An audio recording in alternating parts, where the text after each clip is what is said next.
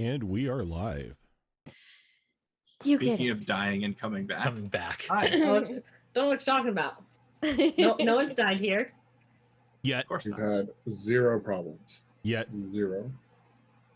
I think it's just been one big problem since the start of the campaign. That's all this adventure is. It's just one big problem.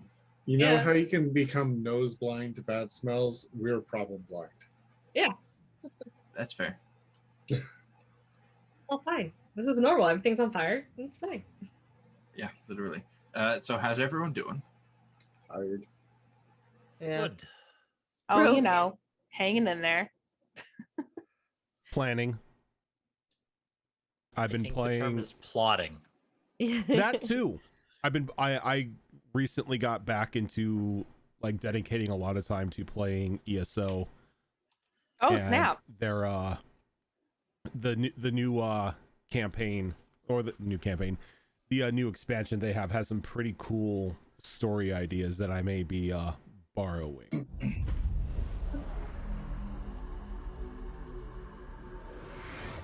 That and pretty much everything else I've been playing has been giving me ideas for campaign 3, so it's not daunting at all. I don't know what you're talking about. It's just gonna add for fun. If you die, not my fault. Don't worry, I got a backup character. Never start the campaign with a backup character. I always do. do. That's asking. What if you're like bad me? Luck. You start off with 5 just because you have a problem.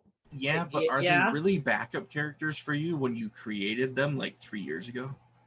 Yes. Yeah. Yes, they are. Because I sit there and I go, one day, my precious, one day. Yeah, but you will shine. But those aren't specifically backup characters backup characters you designed for that campaign.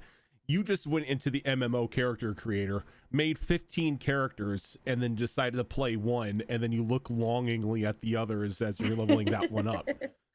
Don't give away my life. Yeah. Feel a little called out here. You are one of the few people I know who actually has alts on Final Fantasy 14. Why? Yeah. Why? Wait until Bunny Boys come out. I'll have another one. Why? The race has no effect on the gameplay. Yes, I don't care. I want to be a Bunny Boy. The race has an effect on the true end game, which is glamour. Isn't that everyone's goal in Final Fantasy? No, that should be everyone's goal in every game. Shadow Fox, you wave it off now, but once you get up, I came from Warframe where the end game was fashion frame. Come on. Yeah, this is what it is. It's a fashion game. You know, how cool or how cute can you make your characters look? My friends and I finally made it to Doma, and I'm like, oh, it's a Japanese style themed area. Well, I guess I need a Japanese themed outfit now. Shopping. Oh, man, because soon the cross-platform play comes in. Not the cross-platform, but the cross-data center play goes into effect. Yep. End of the month-ish? I need... Oh, end of this month? I thought it was later this year. No, they're pushing it before the expansion. Yeah. 5.6 or 5.65 or something like that is going to be when the cross-data stuff comes out. It's like the end of this month, early next month. That's beautiful. Yep. And then I'm gonna just start roping a bunch of people into the Rathalos fight because I want that mount. I'll do that with you. Yeah, you have to get 50 of the plus scales, and you can only get them from like the extreme mode of him, and he drops 1 every death. So let me clarify. I said I'd do it with you. I didn't say I would be helpful. Oh, it's fine. It's fine. It's the one fight in the game to where phase 2 healers can't heal. You have to use the mega potions they give you. That sucks. Yeah. But anyway, yes, lots of characters for all the characters. I stopped making backup characters after season 1 of the Tuesday game. Oh, when my backup character turned into an NPC that ruined everyone's day. ruined everyone's day or created a lucrative business venture. I mean, yes. Little column A, little column B. Yeah. And to this day, I have a little mini of her sitting right over there watching everything I do when I'm DMing. So she's giving me hints. Kill them all. But before we get into this game, I do want to apologize if I seem a little bit distracted this evening. My world is on fire. Literally. Very literally. There's over 200 active wildfires in my province right now, and over half of them are classed as out of control. They are literally like down the street, and then down the other street, and then also down that street as well. So that's a thing. I'm going to be having to keep an eye on my phone and the wildfire map and stuff in case I suddenly get evacuation orders. Yeah, that's pretty important. Yeah. If I don't get evacuation orders, then we can play a full fun game tonight. And last week you guys started off by settling down, much to Xena's dismay, and waiting for your bird friend to wake up. But before you could even get comfortable, you were surprised. Well, one of you wasn't surprised by some sort of arcane like overcharge that was going on between Yixis and Reen, and it was emanating from these arcane scars that they obtained during the ritual to save Iza. Thankfully, Yixis was quick on his feet and quick with his mind. He was able to get himself and Reen away from the group while grabbing a javelin to essentially use as a lightning pole from Xena, and he was able to discharge most of the damage that was coming their way. After that was settled and dealt with, and a bit of conversation passed, Reen began to wake up. She was still quite evidently exhausted, not able to travel herself on her own feet or wings, but the solution that was reached was for her to drink a polymorph. I always think polyjuice when I'm referring to the potion. No, Understandably so. Yeah. Polymorph potion. And she turned into a little crow that nestled into Yixis's bag as you guys decided to proceed forward through the flooded forest ahead of you. And the travel wasn't too bad at first. It was a new environment for you, as everything has been since you reached this mountain. So there was a lot to look at, a lot of interesting sights to see. You guys happened across a buried chest at one point that contained an interesting looking dagger that was pocketed for later study. And you also came across, I believe while Iza was leading the group, a few very large crane-like birds standing in the water. Much to my surprise, you didn't just like attack them and then try and eat them or something. You were actually just genuinely going to walk by them as they were standing in the middle of your path. But as you tried to sneak by, or sidestep by rather, one of them turned to Iza and pecked at her with its beak, which quickly kicked off a fight. It wasn't too difficult of a fight for you guys, though, as you dispatched these birds quick enough. However, a couple of you, I think it was two of you, Zara and someone else, suffered from some ill effects from these birds, putting them at disadvantage on certain things. And those effects did persist after the battle was won. So that is something you are going to have to deal with in the near future. But you didn't have to travel too much further before you encountered a familiar sound.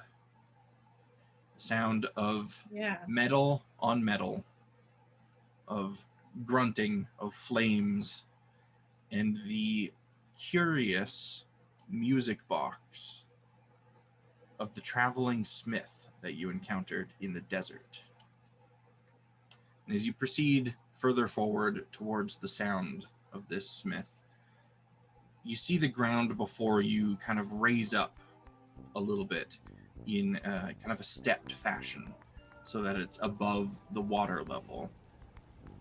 And rather than being muddy, soft earth at the top of this stepped ground, it is almost polished, flat stone. Like this area had been created specifically for someone to set up, well, in his case, set up a smithy, but just set up a level ground in order to work on. And before long, as you step up onto this ground and proceed forward, you see the familiar sights of the smith's magical workspace as he is hammering away on an anvil just ahead of you.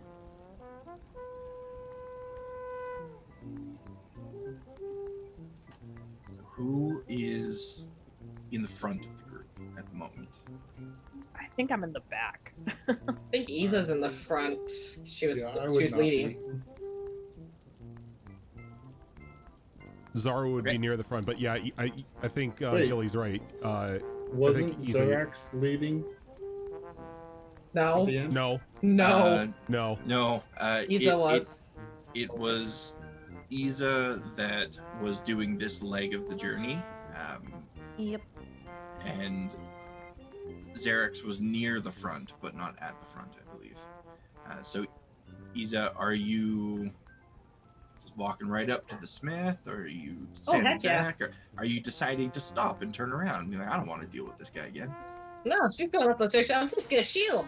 She's excited. She's probably running up the stairs, not just walking up them. Okay. So you proceed forward, and in just a few steps, you find yourself just about 10 feet behind this smith, and he looks just as you remember him. He is kind of hunched and a bit aged looking, at least from behind. His fur is wiry and patchy, peppered with beige and browns and gray. Huge figure of a gnoll.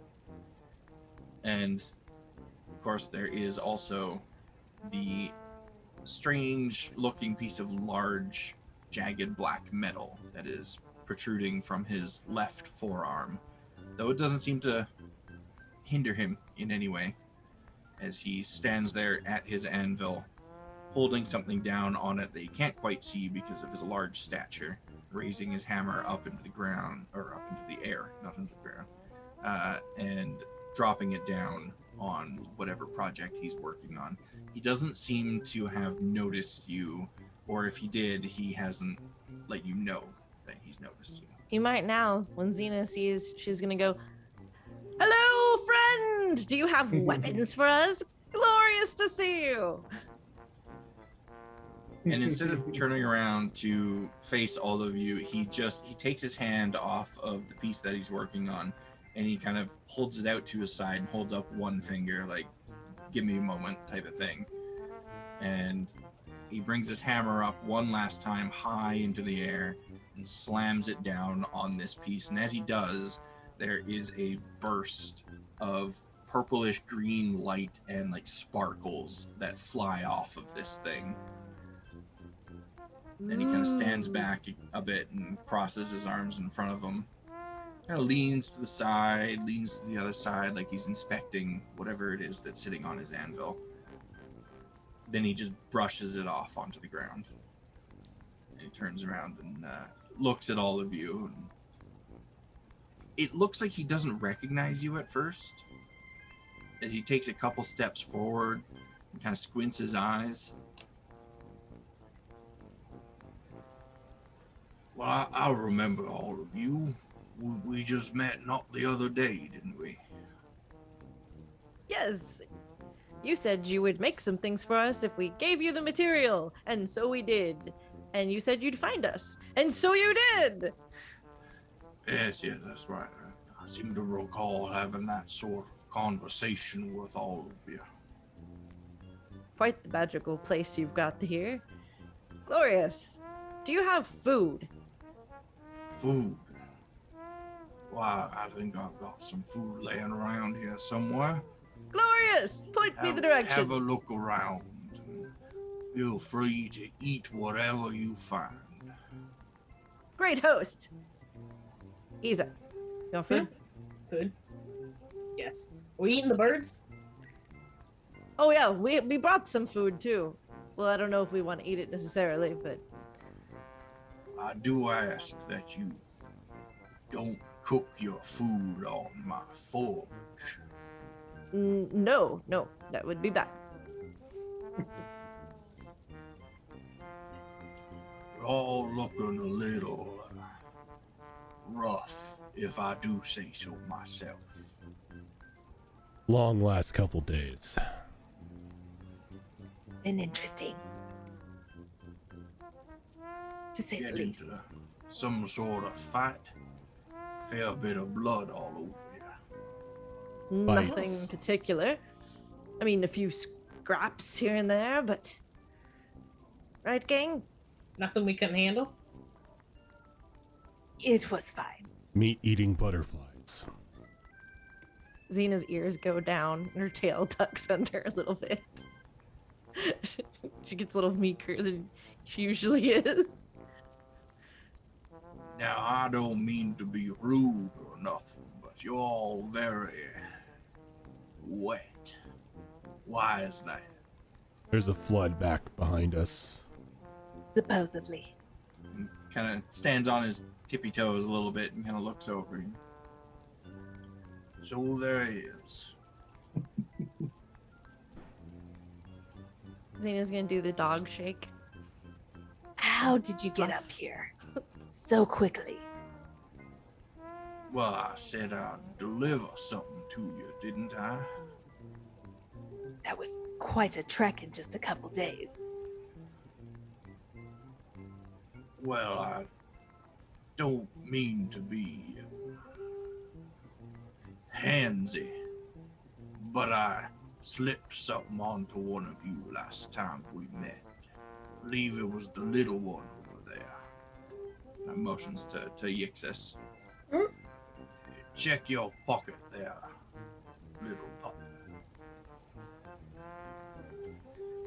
Kind of reach into your pocket and you feel something that you didn't necessarily notice before. I mean, you're a wizard. You got a lot of components and stuff on you. Hard to keep track sometimes. And you pull out a little golden sphere. And on closer inspection, it looks like it is a little globe, almost. It's got etchings like landmarks and continents and stuff on it. And it's very cold to the touch, but that cold is fading to just a natural ambient temperature, almost as though it had just activated in some way. Well, that thing there led me to you. I said 4 days or so, right? So I set the timer, slipped it in the little one's pocket, and knew I'd find you when I needed to. That's very impressive. Why, thank you. You were the one I gave that book to, correct? Indeed, and it's been most insightful. Thank you. Have you finished reading it yet? I am very close. Do let me know when you're finished so I can add it back to my collection. I shall. Now, I don't want to take up too much of your time. I do indeed have the things that you requested. Do you have what I requested? Give me a second. I'm pulling up my notes. drawing complete blank. Yeah, same here.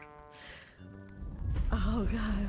I know we wanted materials, so didn't we give him that? haven't found any of what you were looking We for yet. kind of got zapped.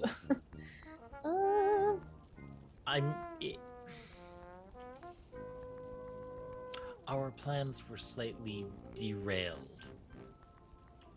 What was he looking for? Elixir of longevity. Yeah, a potion of longevity. Yeah.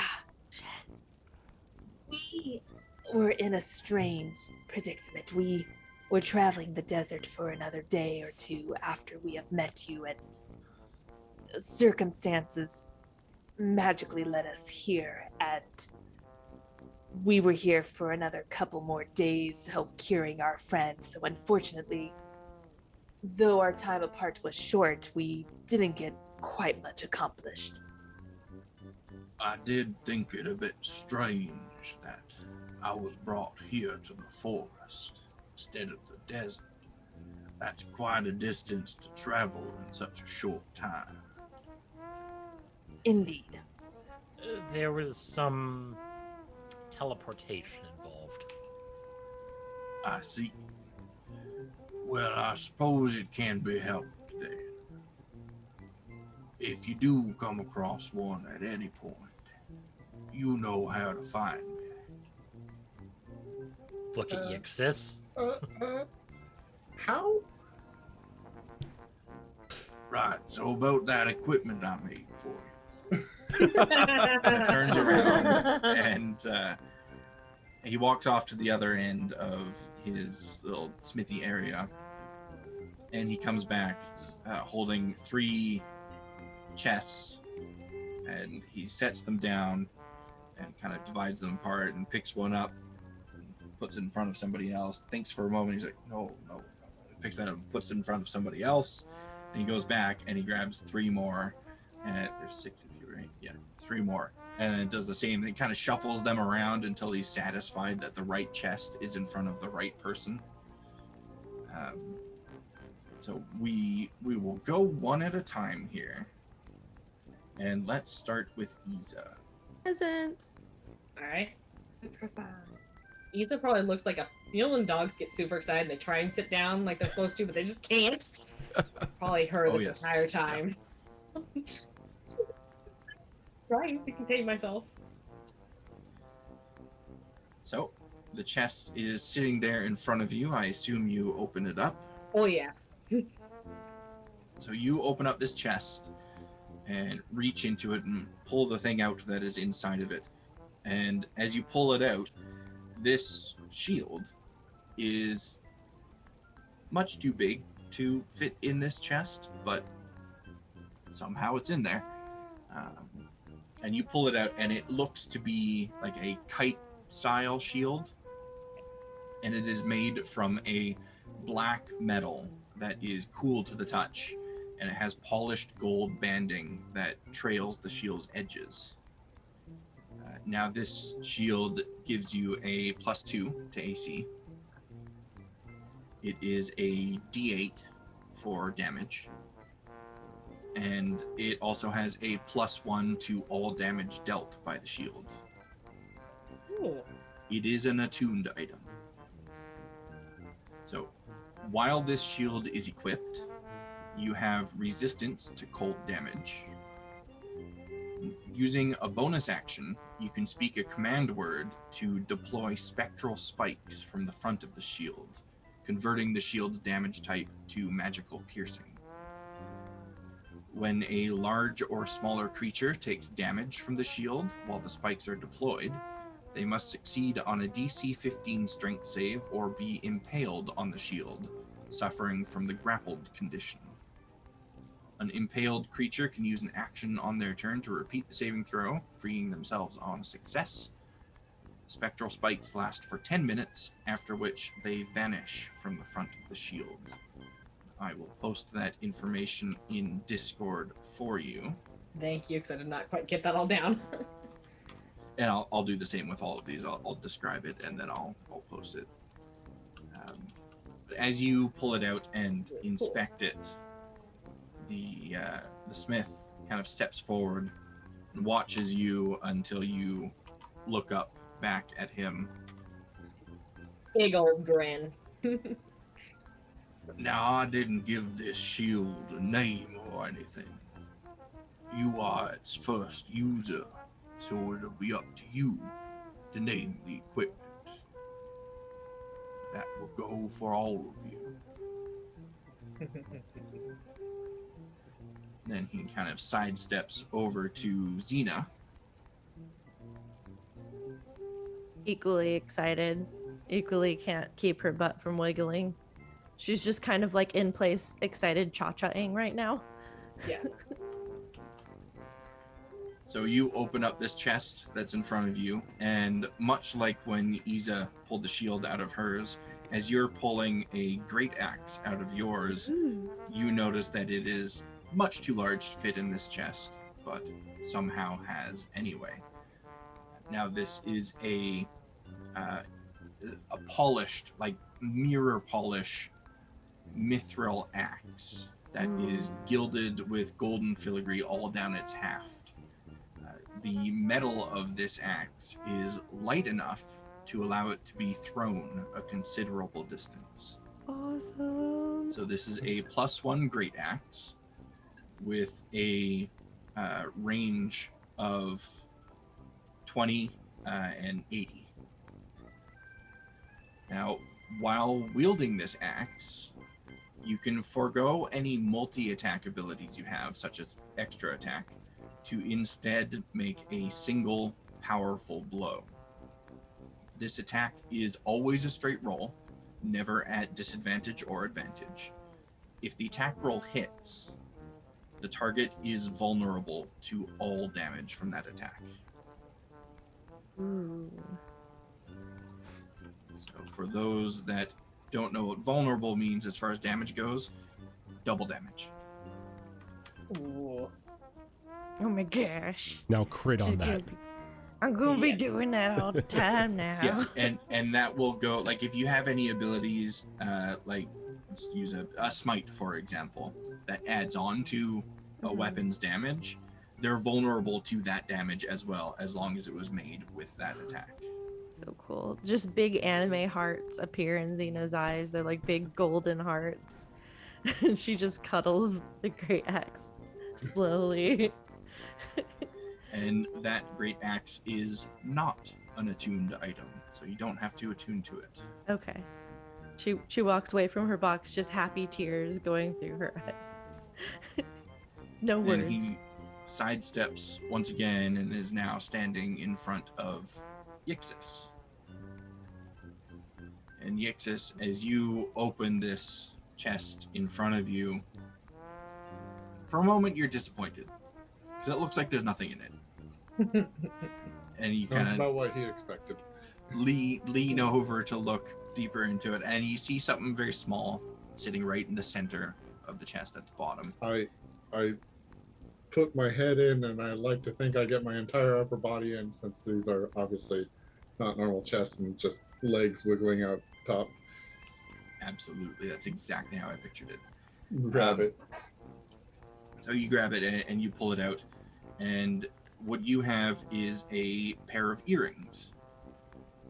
Dangling from the clasp of these earrings, single earring, dangling from the clasp of this earring is the silvered frame of a small cube. A crystal shard of coalesced mana floats suspended in its center. This is an attuned item, but while attuned to it, any spell you cast to summon or conjure a creature, such as Find Familiar, Conjure Woodland Beings, Summon Fae, etc., causes you to turn invisible immediately after the spell has been cast.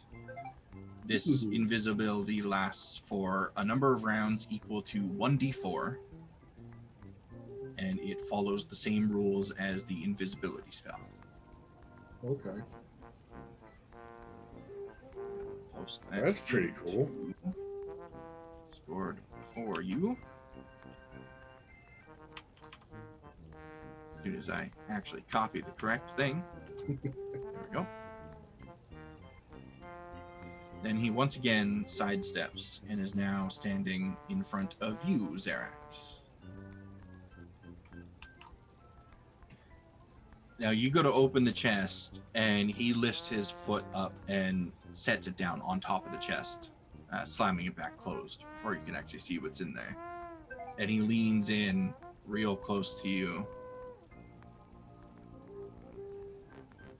Now, you didn't tell me exactly what you wanted. You just sort of said, surprise me. I do hope you like this surprise. I'm quite fond of it myself. He lifts his foot off the chest and allows you to open it again. And you reach in and you pull out a hand axe that has a curious bone-like handle on it that appears to be it almost like a cross between wood and bone, going up to this kind of gnarled, hammered head on it. But the edge of this particular hand axe is polished to a mirror-like shine.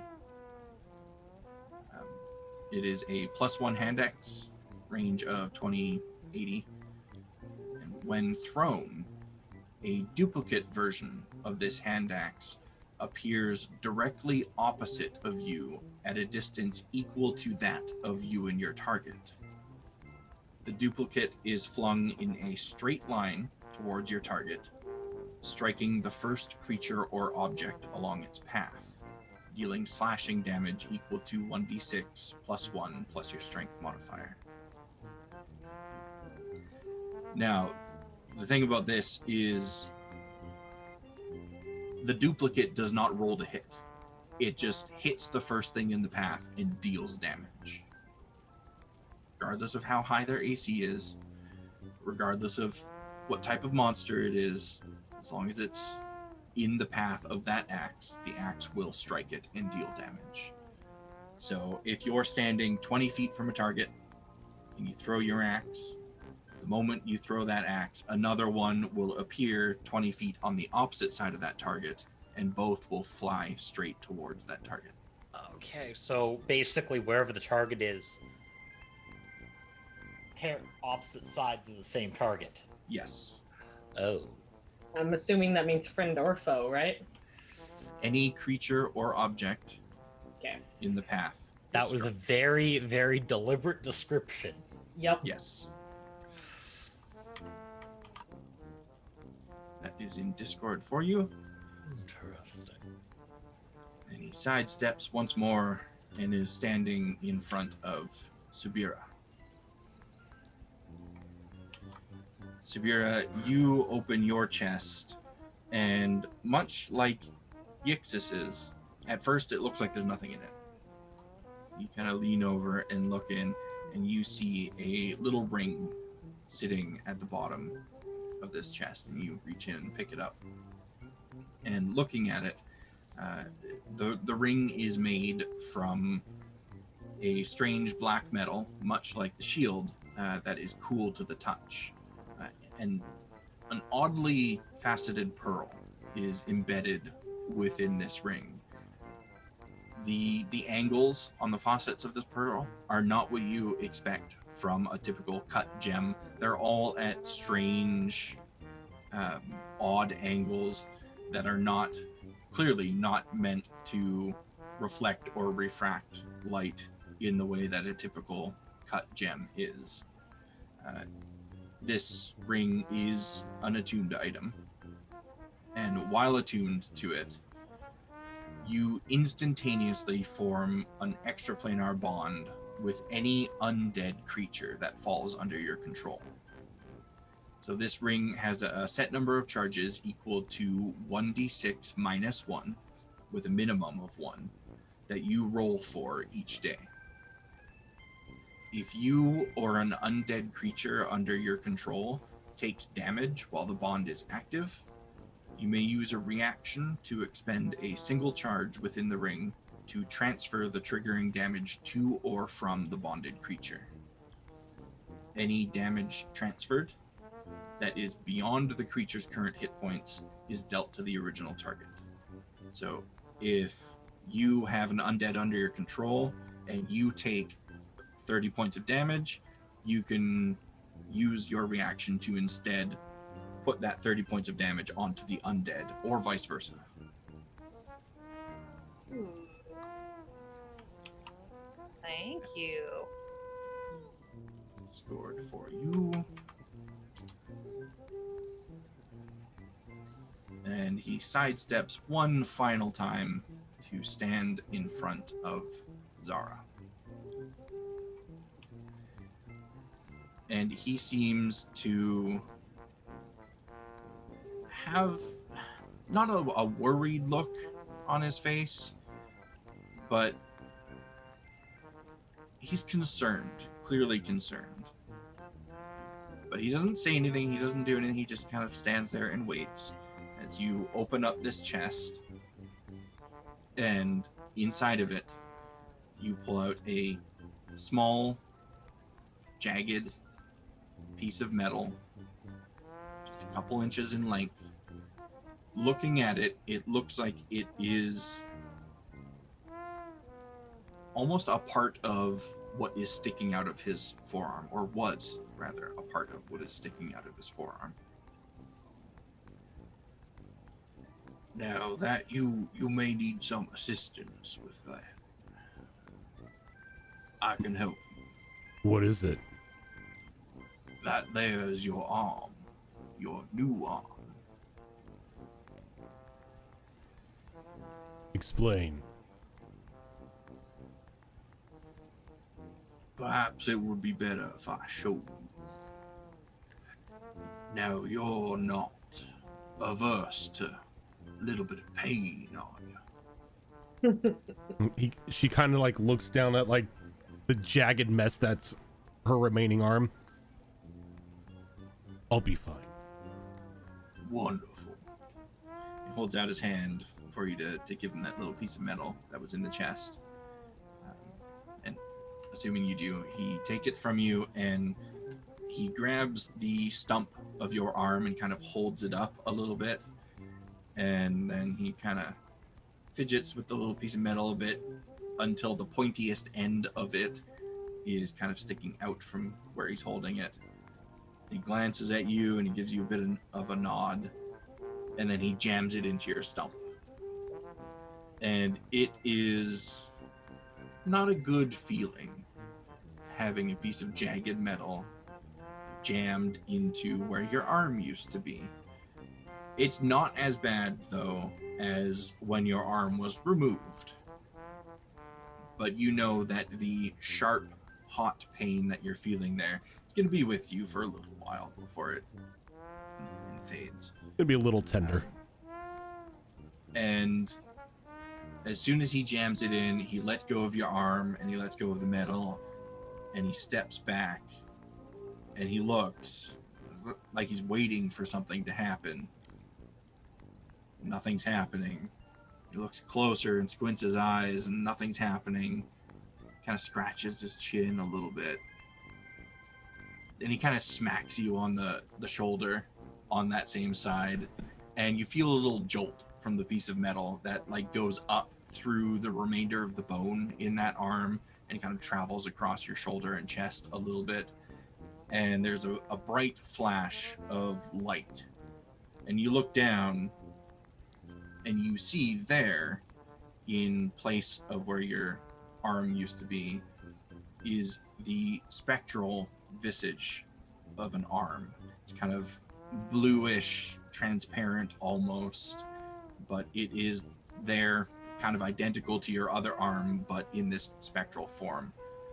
So this one does have a name. It is the ethereal limb. And while you have this ethereal limb active, and it's always active, it allows you to cast Mage Hand at will. And physical and magical damage dealt by your ethereal limb affects both the material plane and the ethereal plane, allowing you to harm creatures on either plane. Normal rules still apply to attacks that require like line of sight and stuff, but creatures that have the ability to like shift between the two planes to avoid damage, they can't avoid your damage. Claw attacks made with the ethereal limb have a +1 to attack and damage rolls, and deal cold damage instead of slashing damage. So you now, once again, have a second arm. Now with this arm, she can grab things and everything as well, because Yep. it's like mage hand. Right on. Just So when like she a real arm does. And even when you cast Mage Hand with it, like your arm is still there. The Mhm. Mage Hand is a separate thing that manifests. So when she wild shapes, does that also, that ethereal limb, take place of like the spider legs and Little stuff? ghost spider leg. It does, yes. Because previously you did notice that her wild shapes were missing an arm or whatever it happened to be. But now when she wild shapes, that usually missing limb will be replaced by this ethereal version of it. And the same thing applies to your wild shapes. Attacks and stuff made with that ethereal arm have the +1. If they deal piercing, bludgeoning, or piercing, it instead deals cold. It is a magical attack. So it's all that stuff transfers to like regardless of your form. Click the wrong button. What have you done? I clicked the wrong button. It's okay. Everything is fine. I just clicked the wrong button on my taskbar. She's gonna like open and close the fist a bit, kind of still like gritting her teeth just a little because it is a bit tender in the arm where the piece of metal was jabbed in.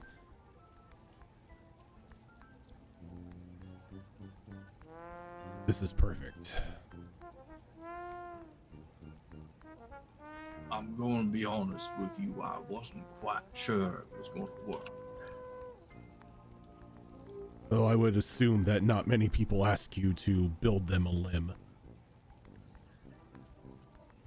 Admittedly, it was the first time.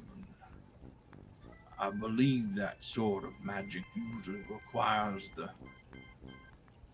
owner of the missing limb to be present when it's crafted, but I did my best. You did wonderfully. Thank you. I should warn you, though, that little piece of metal can't be removed without removing the rest of your arm. I don't think there's any cause for concern about that. I'm not going to want to remove it. And I would advise you don't try to remove it either. He kind of taps the piece of metal sticking out of his forearm. It doesn't feel good.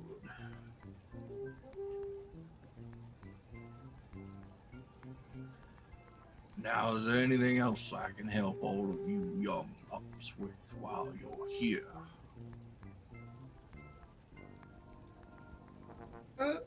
Yeah. I was going to do this later, but maybe you're more of an expert. And I think Isa had the dagger we found. Oh yeah, we found a dagger. No, What I is it? have it. Okay. Xena has it. So she'll, Zena has it? So Yeah, Yix she's is the one that found it. kind of point. She'll take it out, and I was actually gonna do that just now, so you beat me to it.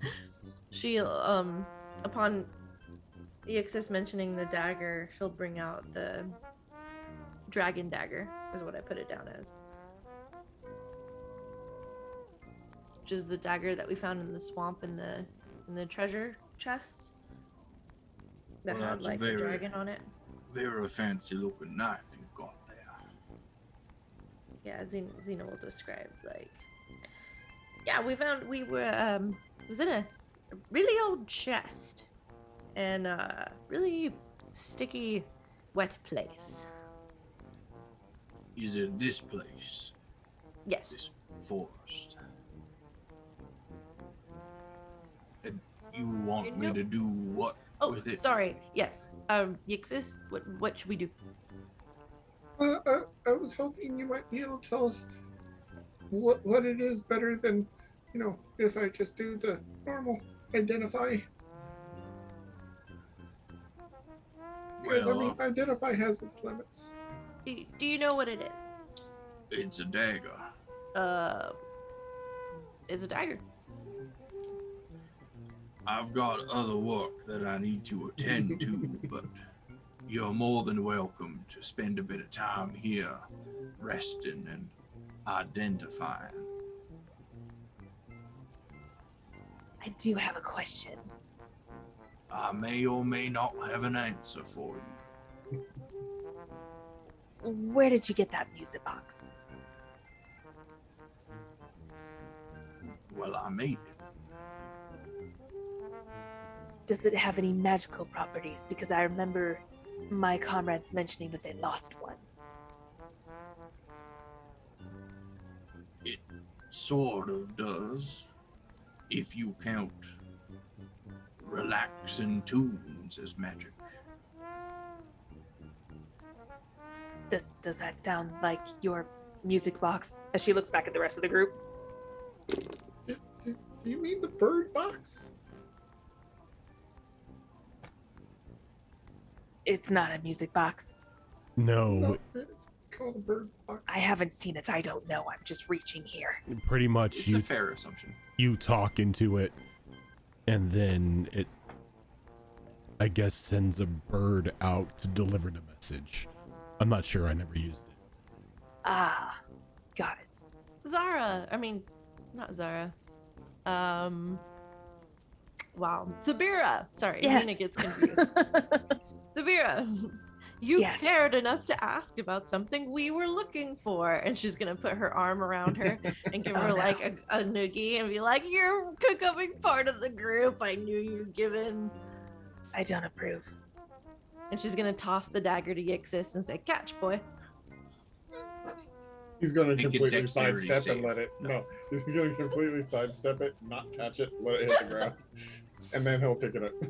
Xenia will just sigh and be like, well, some are still learning. Yes. Please don't touch me. Does Yixis actually know what the bird box is? Did he ever see it? I It don't was- remember. Not in this campaign, but he spends Yeah, I time do. around Zael and Remember if they lost it before or after they found you. Oh, well before. Well before. That was pretty early on. It's like one of the first few Let's episodes. let the dice decide. Irresponsible. Yeah, you know what the bird box is.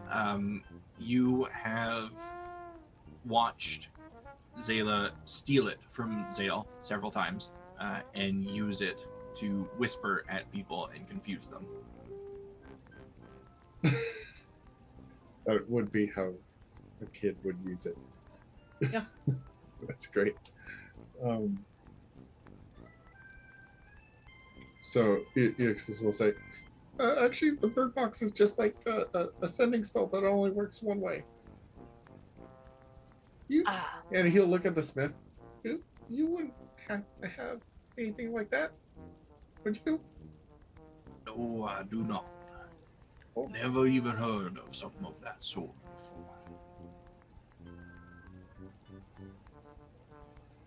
there you go. So as I mentioned, you're welcome to stay here for a little bit. Rest up. Eat whatever you can find. Identify whatever you need to identify. I've got some other projects that I need to work on.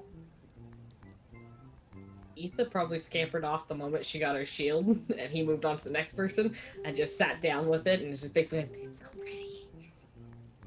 We it is appreciate all very your pretty. help. You are more than welcome. If you ever find one of those potions, you send it my way. We will keep an eye out. give you all a bit of a nod and turn around, grab a scrap piece of metal off of his bench, toss it into his forge, and prepare his anvil for a new piece. So you are welcome to take some time here, a short rest if you want. Probably overstaying your welcome if you spend any more than an hour here, but you're welcome to. Is there Oh, anything that's to just throw? great. Is there anything to do like target practice on in this area? There's nothing like set up for that, but there's enough stuff around this workshop area that you can make some targets. And Okay. Xena picks like a stump somewhere or something that he might use but isn't using currently, and she's gonna just start practicing throwing her new pretty axe, and she's gonna coo at it and call it by its name. She's named it Glorificus. So Of course. so That is she's awesome. just kind of cooing at her axe and throwing it. Appropriate. That's what she's doing during the whole short rest. I will attune to the earrings and try to slip in and identify on the dagger.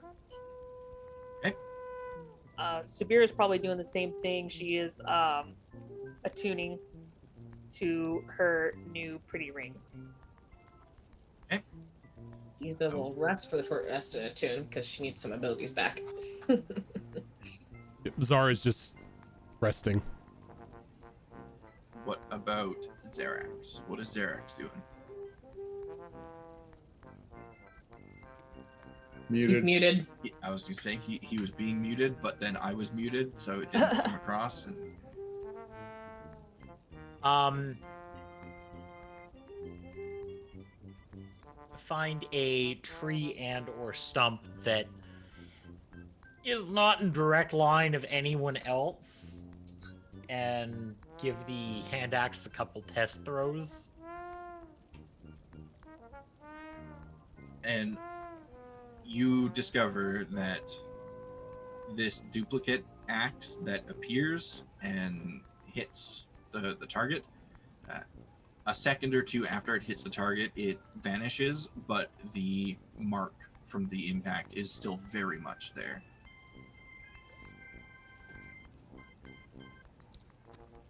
So, Yixis, that dagger. Find my Yes. notes on that.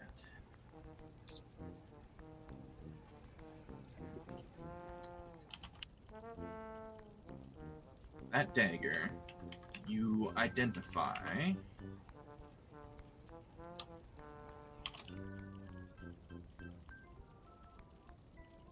keep opening up the wrong notes. Sorry. Okay, so you identify that dagger. Dragger. It's been a long few days, guys. Long few days.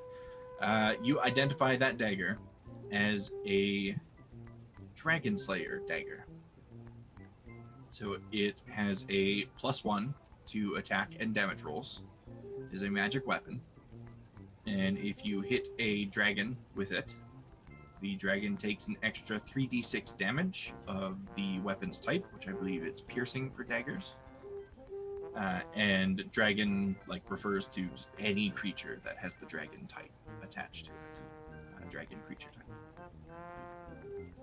Well, Yixis knows who would want this the most. I'm sure there's two people who would want this really about the same.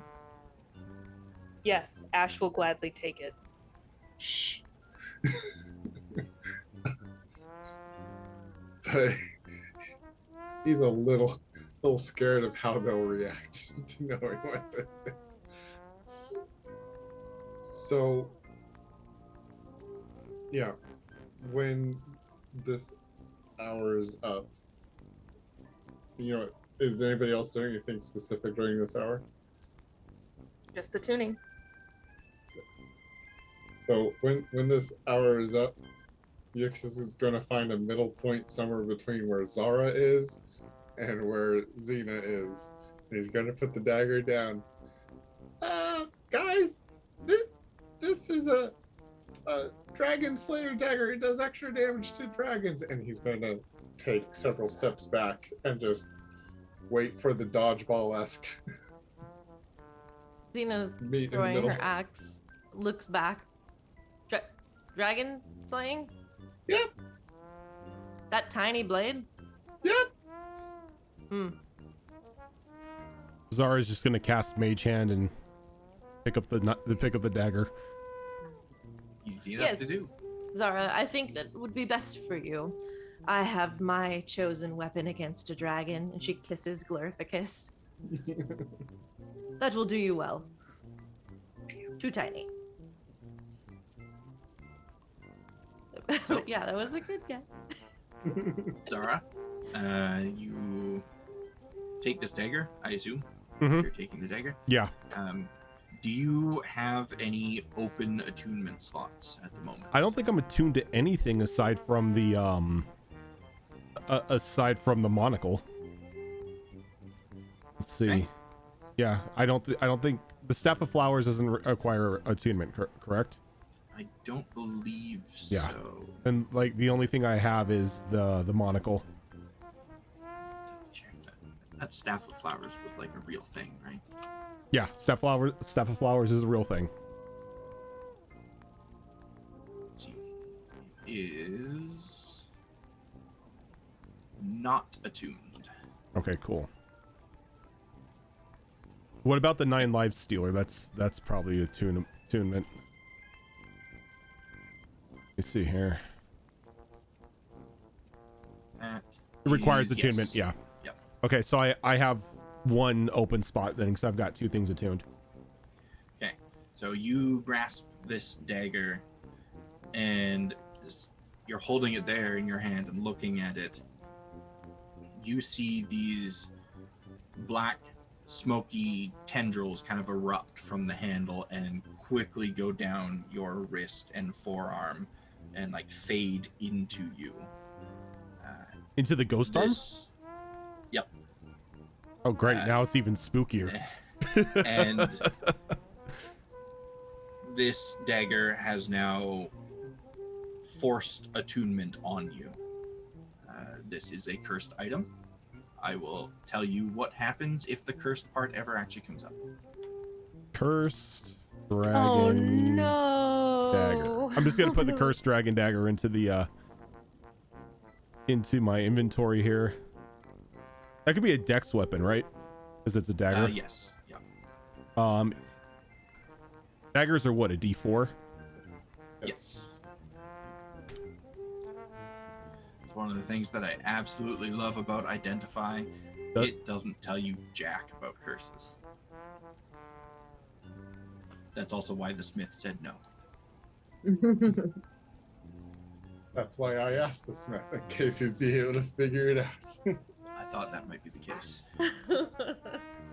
Like, nope, you guys don't get to know. Surprise. I try to And play she's- my little games. You play your little games. She's gonna kind of like look up at Ixis. What did you give me, pup? A dragon slaying dragon dagger. Are you sure about that? I mean, that's what the Identify told me. It does have limitations, though. Apparently.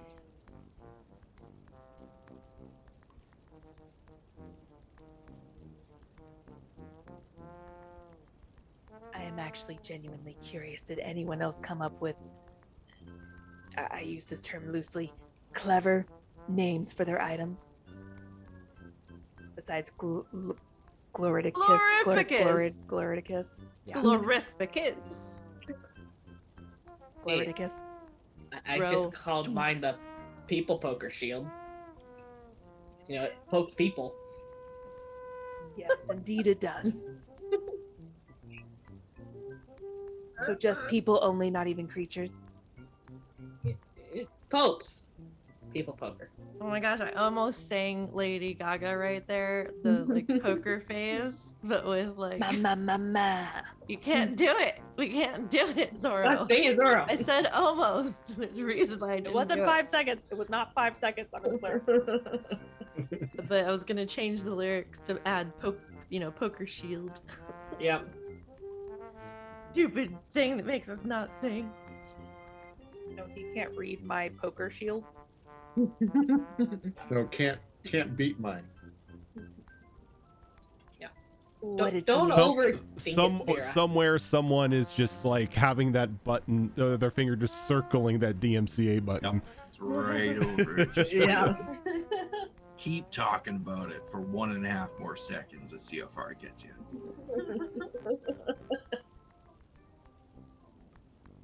That's very clever. Thank you.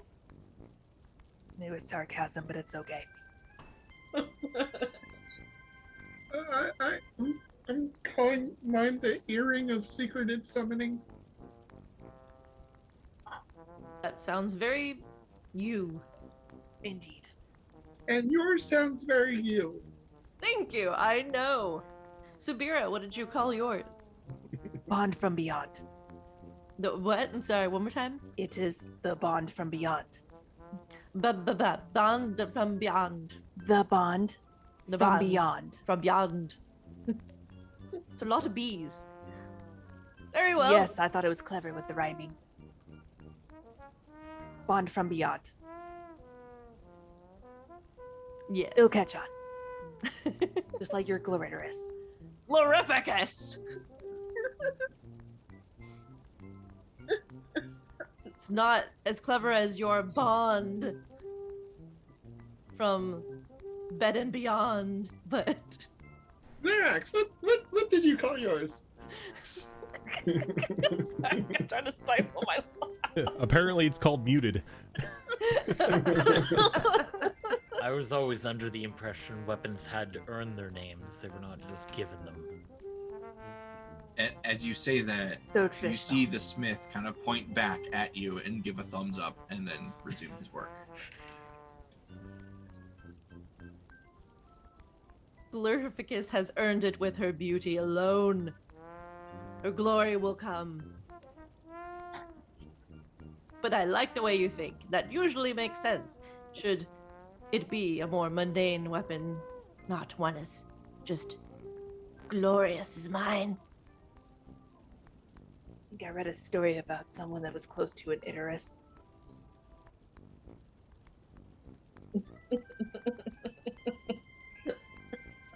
Xena walks away confused. She doesn't read, therefore I was not even going to explain it. But it was a warrior's tale. Issa's over there mumbling about how the poker was plenty clever.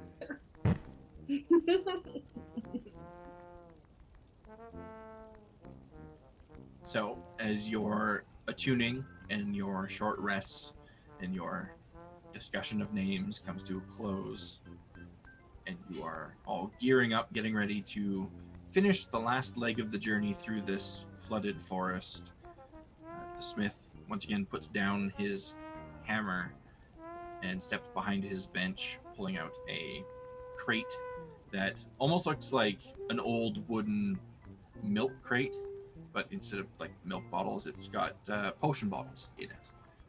And there looks to be at least like 14 in here. And he walks over to all of you and he kind of holds it down. Now there's probably some more nasty critters in this here forest. So perhaps you all should drink one of these before you go. It will revitalize you. Drink it. Appreciate it. Yep. Right now, or can we like take it with us? What is this? Zara just grabs it and pops the top and drinks it. I advise you drink it now. All right. Alright. Zinga drinks it. Yep. And it's good. It's has like a nice sweet flavor and aroma to it. So as you all drink it, you're all poisoned. No,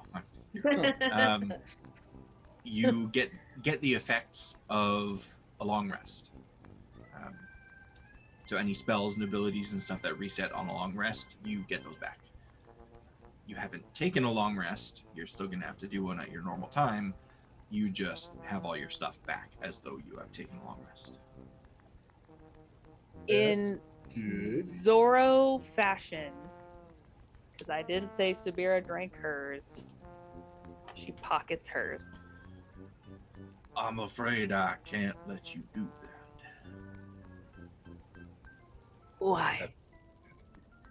Because that is not the offer that I'm giving you. Just drink Just it, told us Sabira. to take it. Just Take But it I have now. my spells as if I had a long rest. Then you do not need one, do you? You never know when you need one in the midst of battle. My supply is limited, as is my generosity. Subira, I swear, if you make an enemy of our new friend, He does have a stat block. I'm just putting that out there. Edith's probably looking at the bottle a little sad because she also did not need to drink that. I would love to have my 10 hit points back because everything else is totally fine. Yeah. She'll begrudgingly pop the top and drink it. And as like the last drops of it pass by the rim into your mouth and the bottle is empty, he like grabs the bottle out of your hand before you can even tip it back down. You're welcome. Thank you. Turns around and goes back behind his bench and puts the crate away. That was weird. While we're sitting here, You Can- made it weird. Just saying. can I look around and... Actually, no, we won't have time. Never mind. I'll wait. I'll wait. Okay. So we're out of the water now, right? No, you are not. Okay. This work area is out of the water, but this work area goes away when the smith goes away, and you are right back in that water. Got it. You We all have to just got- travel for about 2 more hours before you reach the other end of the flooded part of this forest. Got it. What Okay. you're saying is that any of us that were sitting down resting were suddenly dumped into the water? Not yet, but soon. Real quick, Yixis is going to go to the pouch with the 2 eggs. And he's going to change out the stuffing that he has in there so that it's all dry and warm. And he's going to check on them real quick. They look as healthy as arcane infused eggs can. Well, No worries. one is, the other wasn't, unless you're saying the new Jolt did something to that one too. You But don't see anything on the other one. it's fair. Just change out the bedding, close it back up, try to get it nice and sealed to try to hold out water. And Easy enough to do. You've done it several times at this point. And there's more than enough supplies in this area to put new dry bedding and stuff in there. So I suppose this is where we go our separate ways. If we do find that potion, how do we contact you? I'll find you. Do you happen to know how it is made? I haven't the faintest idea. Otherwise, I'd be making a supply myself. Looks back over at Reen. She's still in her little crow form, and her wings are still kind of out of the top of Yixis's bag, but her head is kind of flopped over and her eyes are closed. She's very clearly asleep. I have a friend who may be able to assist, but it may be a while until I can ask them. Well, if they can't, do send that friend my way.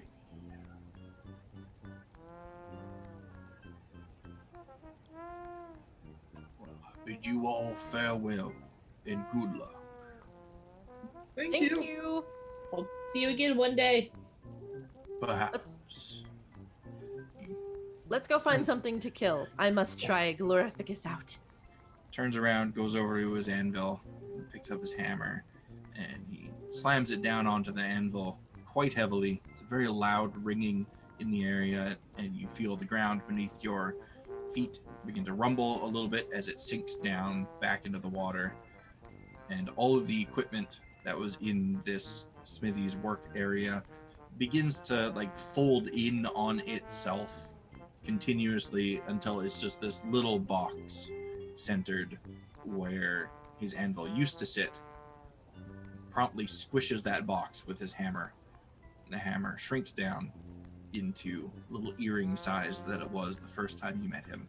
He clips it to his ear, walks off into the woods. I don't think he's going the right way. He knows the way he's going. He was very strange. So, as we go back to traveling through the forest, the last leg of travel for this particular day, who is taking the lead? Zora will. Yeah, Xena's probably up there too because she's eager to find something to kill. Quick question, Fox. The spikes for the shield, how many times a day can that happen? As many as you want. Okay. It just requires that bonus action to activate it, and it lasts for 10 minutes. Okay, thank you. Do I need to roll for my ring right now? Yes, you do. Okay. I just don't know if it counted now or if I'd have to wait until the next day. We'll count it now. I mean, you've attuned to it, so you can essentially activate it. D6. Oh, and that's a 6 minus 1, so 5. Okay, so it sounds like Zara is taking the lead with Xena right up there with her. Who is traveling right behind those two? What's the marching order, basically? Who is where? I think I'm fairly towards the front. middle. I I'll imagine be watching the rear of the group. Isa's probably towards the front. I imagine I'm almost neck and neck with Xena because I'm just as excited to use the new weaponry. Okay, so it sounds like it's probably Zara, then Xena and Isa, then Sabira and Yixis, and then Xerax. I don't hear no, so we're going with that. So Zara, which of your skills are you relying on? Good old survival. Nothing beats that. Survival, okay.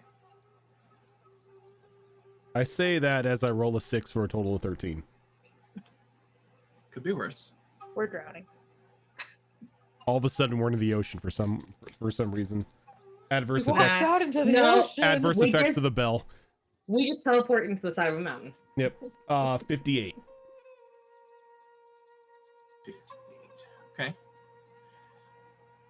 So traveling forward, the sun begins to dip lower and lower on the horizon. As you know, night is on its way. It becomes a little more difficult to see in this flooded, swampy forest, especially since you are unfamiliar with where exactly you need to go and, well, how to travel through a flooded forest the first time. But you're fairly confident that you are sticking to the correct path, heading in the direction that you need to in order to eventually arrive in the city of Delure. Travel forward for an hour or so. The forest begins to light up with all sorts of glowing bioluminescent bugs flittering around. The sounds of the forest shift from the birds of the day and critters moving through the water around you to telltale sounds of owls and night hunters coming out of their dens and their burrows to get their evening meals. And then a sound very much different from the rest stops you in your tracks, Zara. Sound of something large moving quickly through water. Xerax, remind me what your passive perception is. 16. 16. Okay.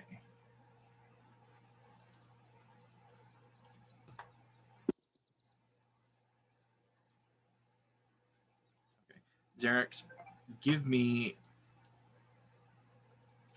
a dexterity saving throw.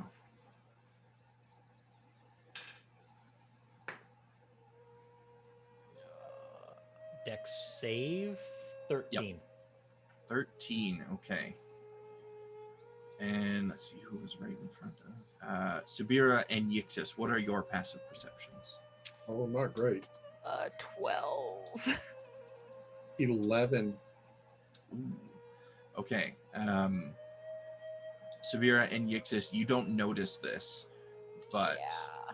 Xerax, you feel something clawed and strong grab around your ankles and pull your feet out from underneath you, and you slip very quietly into the water, unnoticed by the rest of your group.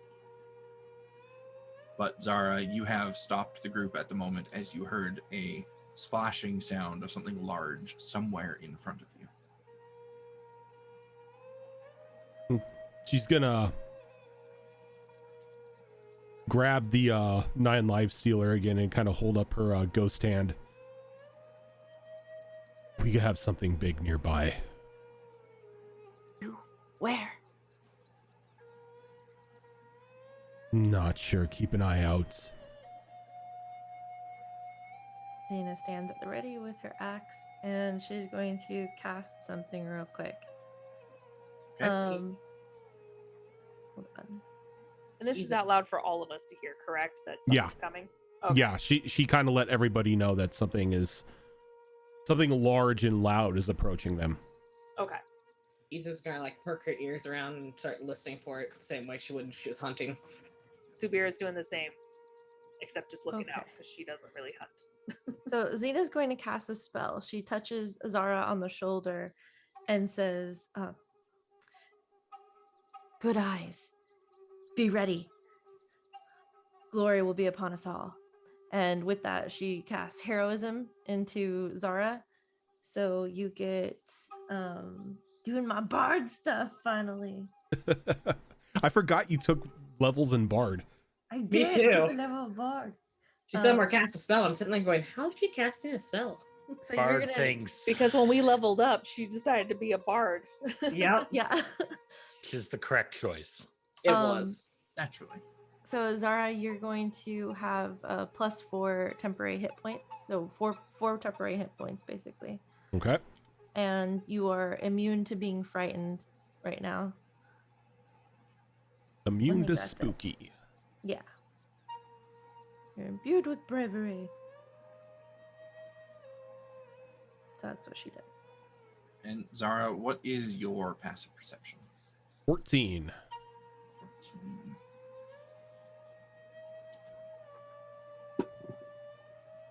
Ooh, okay, so when Xena casts this spell on you, you kind of look back over at her. First time she's used magic of this sort, so gotta look back and see what's going on. And as you look back, you realize Xerax isn't here. Xerax, give me a Constitution saving throw, please.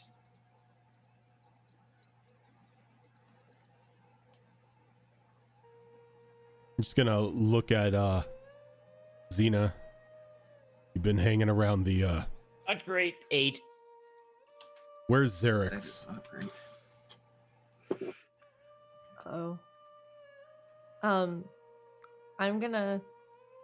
Xena's gonna kind of rush over, pushing her way past the others to the back. And I'm going to cast. I've got all these spells, guys. I don't know, this might be a really bad idea, but I'm gonna try it. I don't know how this is gonna work underwater, so bear with me, but she's gonna put her hand with her axe and just thrust it into the water and cast thunderclap under the water. So it creates a burst of thunderous sound that can be heard up to 100 feet away. Each creature within range other than you must succeed a Constitution saving throw or take 1d6 thunder damage. I'm sorry, Xerax. I think that includes you, but I think wants the to- fish are going to take exception to what you just did. she wants to see Yeah, if anything reacts to this so she can find where everyone is. So because you are casting it underwater, only the creatures that are currently underwater will be affected by it. So the whole group won't have to make it, but Xerax, you do, and so does the creature. And Xerax, you are being held down by whatever this creature is, and it has a hand over your mouth, and you are beginning to struggle to breathe. Or, well, I guess you're not breathing. You're beginning to struggle to hold your breath while under this water when you suddenly feel that pulse of that spell go out. It's a Constitution save. 12 is the DC.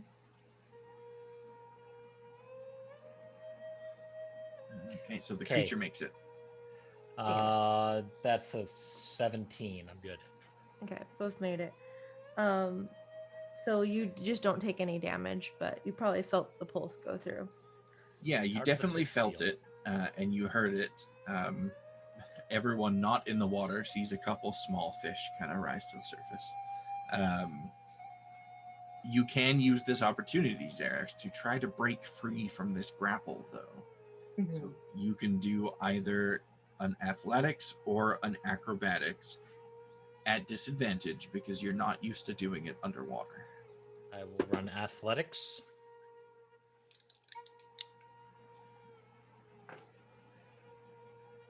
Pity. It's a 10. 10, okay. There was a 20 on the other die. You begin to feel one of your arms slip free from this grapple that this creature has on you, but it quickly tightens its grip and continues to hold you down there. Isa's gonna go up next to where we last knew Xerax was, and she's sticking her head underwater, and she's gonna try and open her eyes and look underwater. Okay, yeah, you can do that. It stings a little bit because this water is kind of cruddy, but visibility is really, really limited, especially with all the silt that you guys are kicking up from walking through this area. The water's quite murky. You think you see something for a moment, and as it moves past you, it's just a small fish. So it's really difficult to see underwater at the moment. She'll pull her head back out. Zara's gonna use one of her wild shapes here and turn it into a constrictor snake. Okay.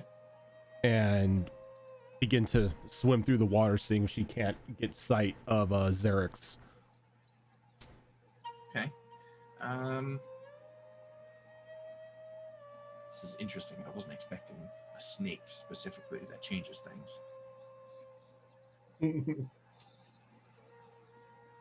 Give me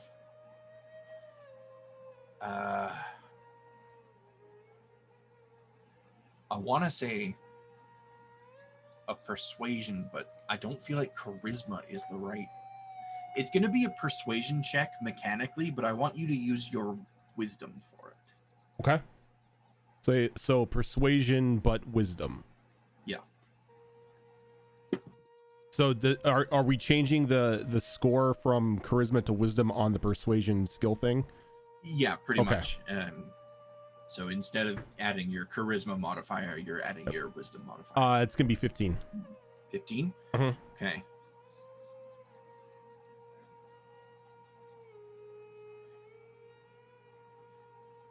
Xerax, you feel this creature shift its attention. Like its full body weight and full attention was on you and holding you down. But as soon as Zara changes into this snake form, its attention moves. And perhaps it is not holding on to you quite as tightly as it was before. You have one final chance to break free from this grapple. Athletics again? Yep. At disadvantage? Yep. Okay. Better. That's an 18. 18, which matches its 18, which I believe means you break free. I think the grappler sets the DC with their roll, and then the grapplee just has to beat the DC, which matching it beats it. So yeah, you take advantage of this brief distraction of this creature, and you manage to kind of get your hind legs up and dig the claws of your feet into what you assume is the abdomen of this creature, and kind of kick it off of you, and you're able to right yourself and stand up in the water and take a deep breath, which is great because if you had failed that, you would have started to drown. So this is going to kick us off in an initiative. But while I set up the map for this and where everyone was and what everyone was, the rest of you are going to go ahead and take our first break of the evening. So thank you, everyone, for sticking with us for the moment. Thank you for bearing with me as I am slightly distracted tonight. I'm doing my best, I promise. So we will be back in just a few moments with a fight.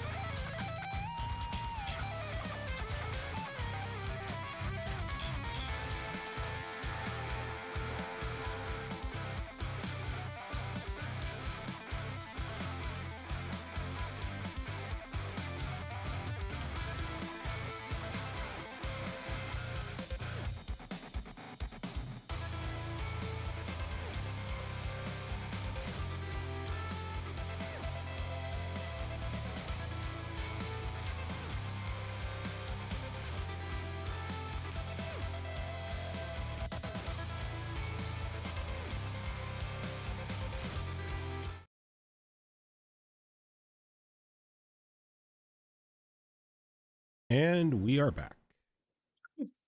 Hello. Welcome back, everyone. Hello. So, Xerax, as soon as you break the surface of water and kind of regain your balance and take in your surroundings, you get a pretty decent look at this creature that had grabbed you and was holding you underneath the water. And from what you can see, this creature is quite large and appears to have the body of almost like an anaconda of some kind, a very large snake-like body. But it comes up and has like the frills, I think they're called, something to that effect, of a cobra, and kind of almost like a humanoid-ish face, but very obviously influenced by this serpent form that it has. But spreading out from the top of its head are also several tendrils that kind of extend down, coming out of its frills as well. And it looks at you and it hisses, and it is not happy. Not happy at all. I need everyone here to go ahead. I see some of you already doing it. Roll initiative for me. And I wouldn't be happy if I looked like that either. I mean, you did for a while. Less tentacles. Fair enough. That's As the far as we know, Lovecraftian version of a snake. Oh, this creature did not roll great. Very unfortunate.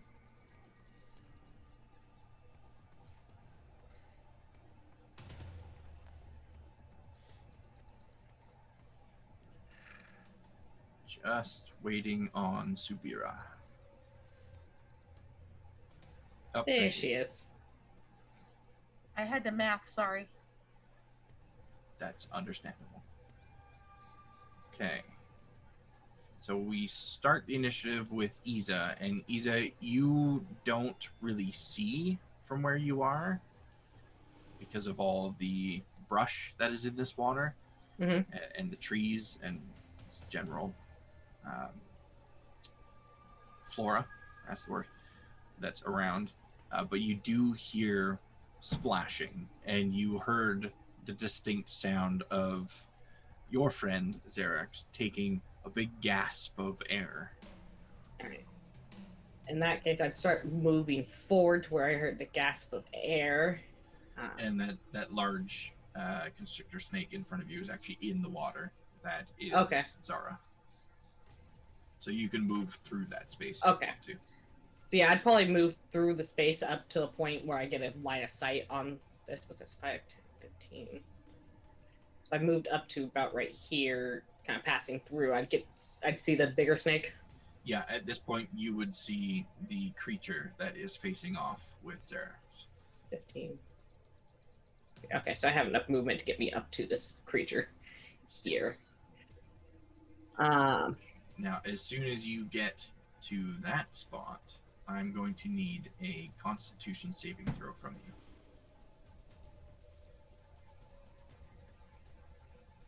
Station. It's a 17. 17? Okay, you're fine. I will bonus action call the spikes out on my shield. Oh, wait, I'm sorry. You take half damage on this, not full damage. Oh.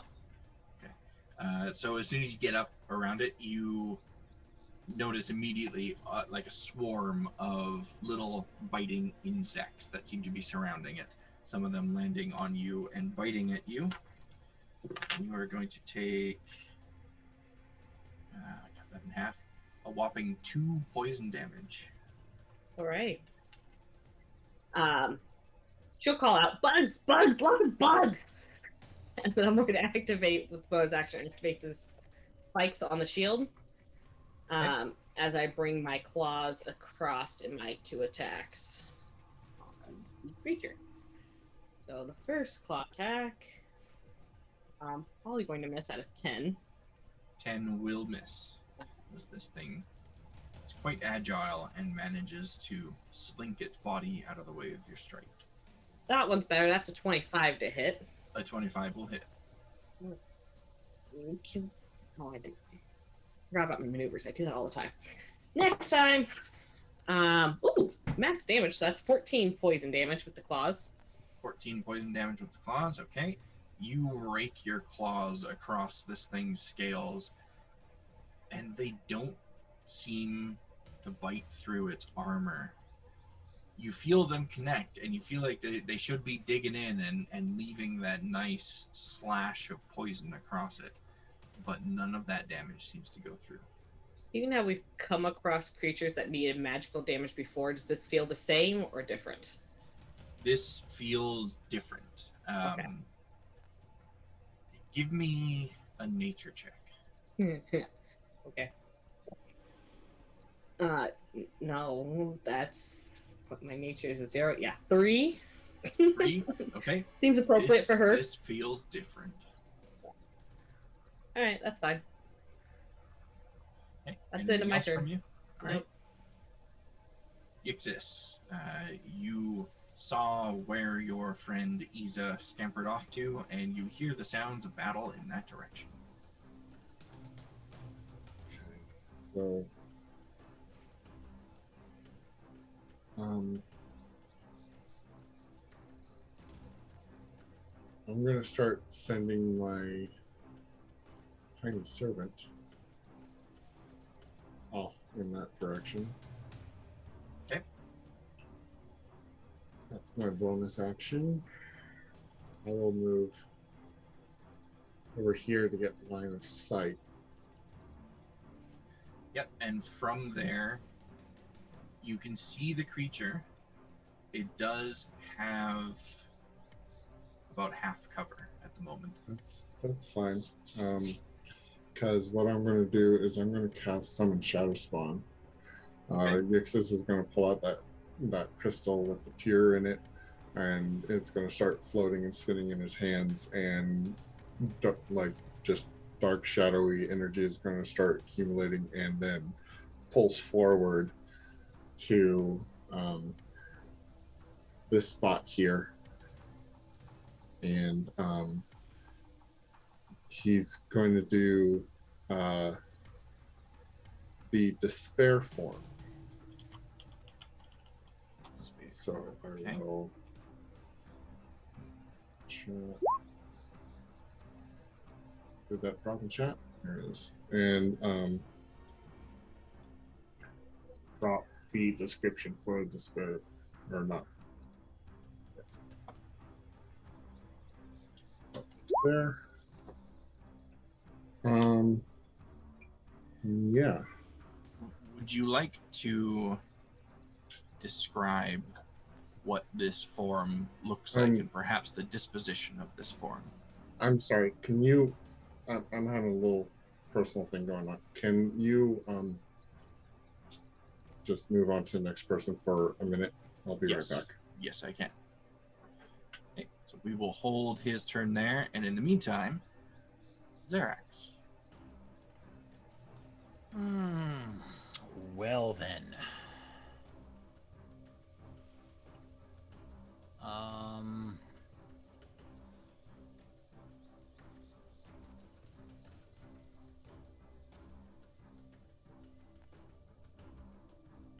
Let's get on that side of it.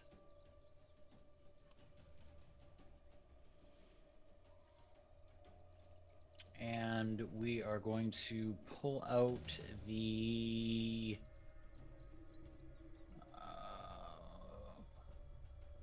great sword and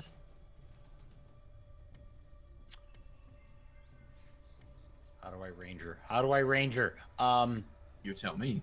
I don't think I've played a ranger in like 4 years, so. Yeah, that was my first moment. That's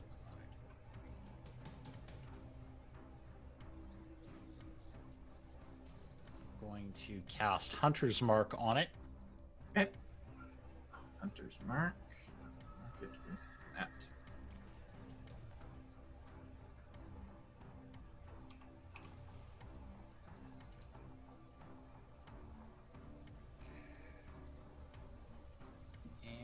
And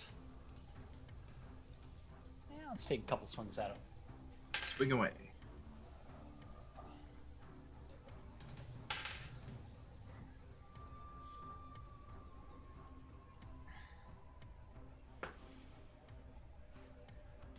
That's a 16 on the die.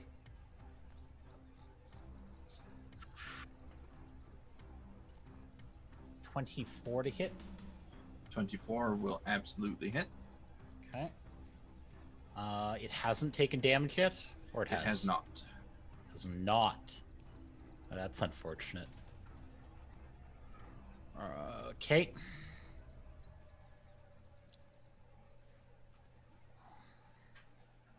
$2d6 plus Hunter's Mark as a. You need the Hunter's Mark split separately? I do not. Okay.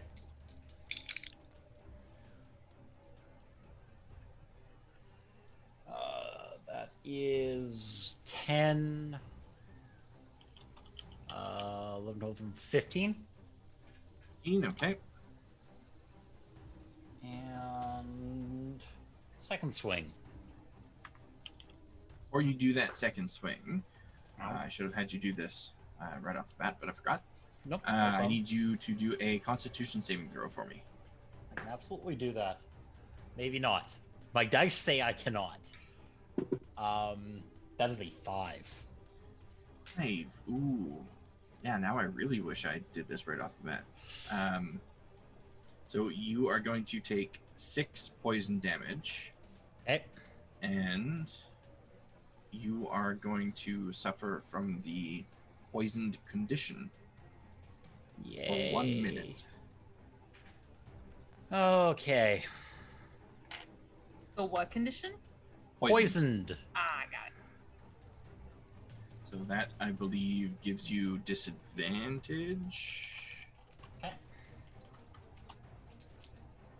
Right. Check this before I open my mouth. Poison. Yep, disadvantage on attack rolls and ability checks. Okay. Still going to take that second swing on it. Fair enough. I just realized I should have asked. The effects from the previous fight, are those still active with the birds? Yes. Yes, they I are. should have been making my attacks at disadvantage. That's fine. We'll just remember it for next round. It's probably not going to hit. That is a 14. 14 will just miss, I'm afraid. Okay. And that is going to be all I can do. Okay. So we will double back to Shadow Fox if you're good to go. Yeah, sorry about that. No worries.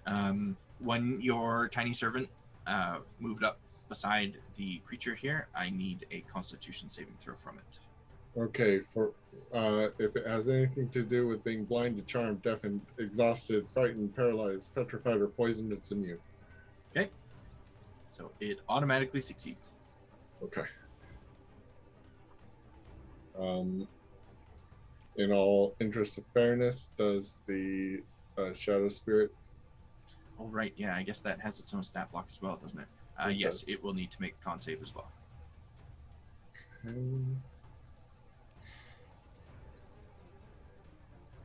It doesn't list any proficiencies with any saves, so I'm going to guess it's just the modifier then.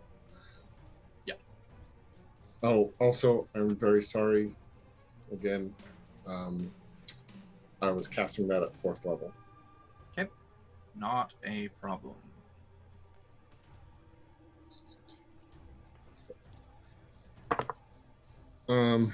Okay, dirty 20. Dirty 20, okay. It is fine from the effects, and it is going to take half damage. So it will take a total of 5 poison damage. Also, you, I believe, are invisible at the moment. I did turn invisible. I need to roll a d4. And I have 2 rounds of invisibility. There's no real good invisible icon, so we'll give you that one. Sure, why not? But back to the question that I asked on your original go around here. Would you like to describe your shadow spawn here for us, what it looks like and what its disposition may be, particularly towards you? Well, it's a little far away from me right now to have like a disposition towards me, at least that I can describe. But okay, so basically imagine like just a sludge kind of monster, but in the shape of a female gnoll, an adult female gnoll. So its form is constantly dripping and like reacquiring the drippings and rebuilding itself. I think Fern Gully had a similar look in the Hex, yeah. But like constantly falling apart and just rebuilding itself, and it just makes these mournful, like haunting sounds, like water dripping in a cave far down a tunnel kind of thing. So yeah, that's I like it. that. But basically it also kind of looks like it's lost until it's given a direct order, so it's just standing there until Yixis basically tells it to attack the snake creature, and then it attacks. So it's going, because it's 4th level, it finally gets a multi-attack. Yeah. So it's going to attack twice. Okay. One of those is not going to hit with a 2 on the die, but this one might.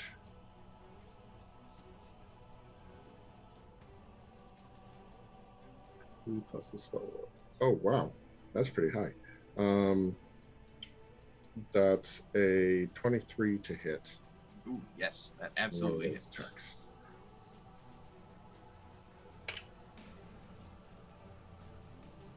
Two d8 plus the spell's level.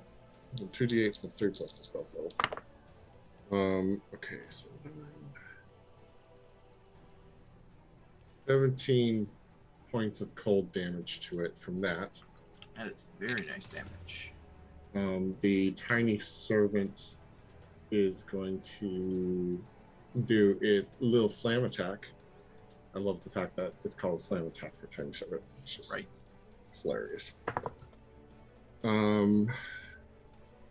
That's a dirty 20. That'll hit. D4 plus D4.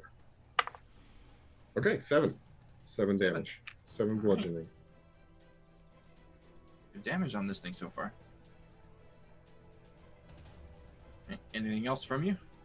No, that is my turn for now. All right, Xena, you're up. Okay. I am going to rage. That's one Bring does. up my wild magic stuff.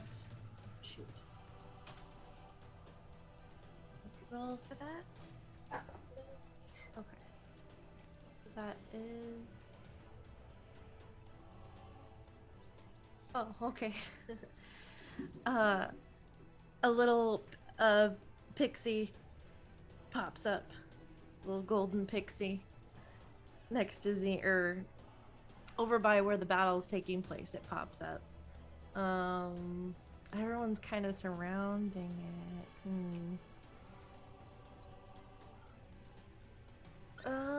Okay, so it's gonna pop up like right in the corner here. Okay. Yeah. That's where it is. And then at the end of its, let's see, at the end of the current turn, spirit explodes. So each creature within 5 feet of it. So I think it would be the only one within 5 feet of it right now. Yep, it'll just get the snake creature. Yeah, would have to make a dexterity saving throw. So at the end of my turn, I'll go off. Okay. And then she's going to, holding Glorificus, she's going to run forward and take a swing on it. And I'm going to do the powerful swing.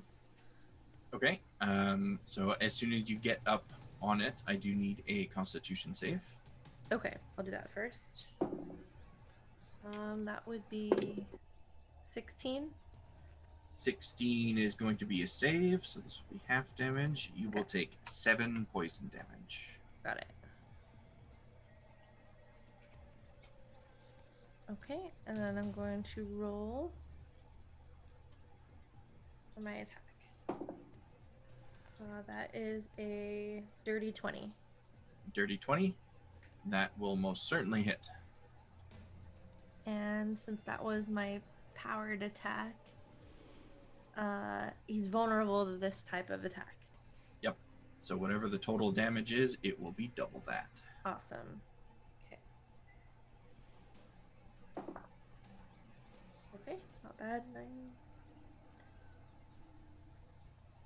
So 15, 16, 17 points of slashing damage. 17 points of slashing. Okay, so that'll be what, 34? 34 points of damage. That is a hefty swing. Yeah, you just see Xena's like just beautiful gold filigree ask like glint and slice. And she's even shocked herself a little bit about how clean this thing cleaves. Just big grin on her face. And that's it. The polish and the shine from the axe is such that it seems to be like reflecting light that isn't even actually there. It's just so shiny and so beautiful. Yes. I figured there might be like starlight or something. I don't know what we're seeing right now. But... That brings us to Subira. So Subira is perfectly happy where she's standing right now. She is going to extend one of her hands, and her hand, probably from like the elbow down, just all of a sudden turns into this black shadow that almost looks like it's dripping. And her hand extends, and like a shadow just goes across the top of the water in just super fast motion until it grabs this serpent by its neck. And as it squeezes, I'm going to go ahead and do my black hand attack against it. Oh, that's while she's rolling on that, I forgot my pixie explodes and does 6 points of... Let me see what kind of damage it is.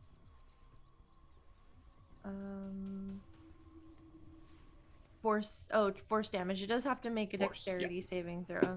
So. It rolled a 12. Okay. Plus my proficiency.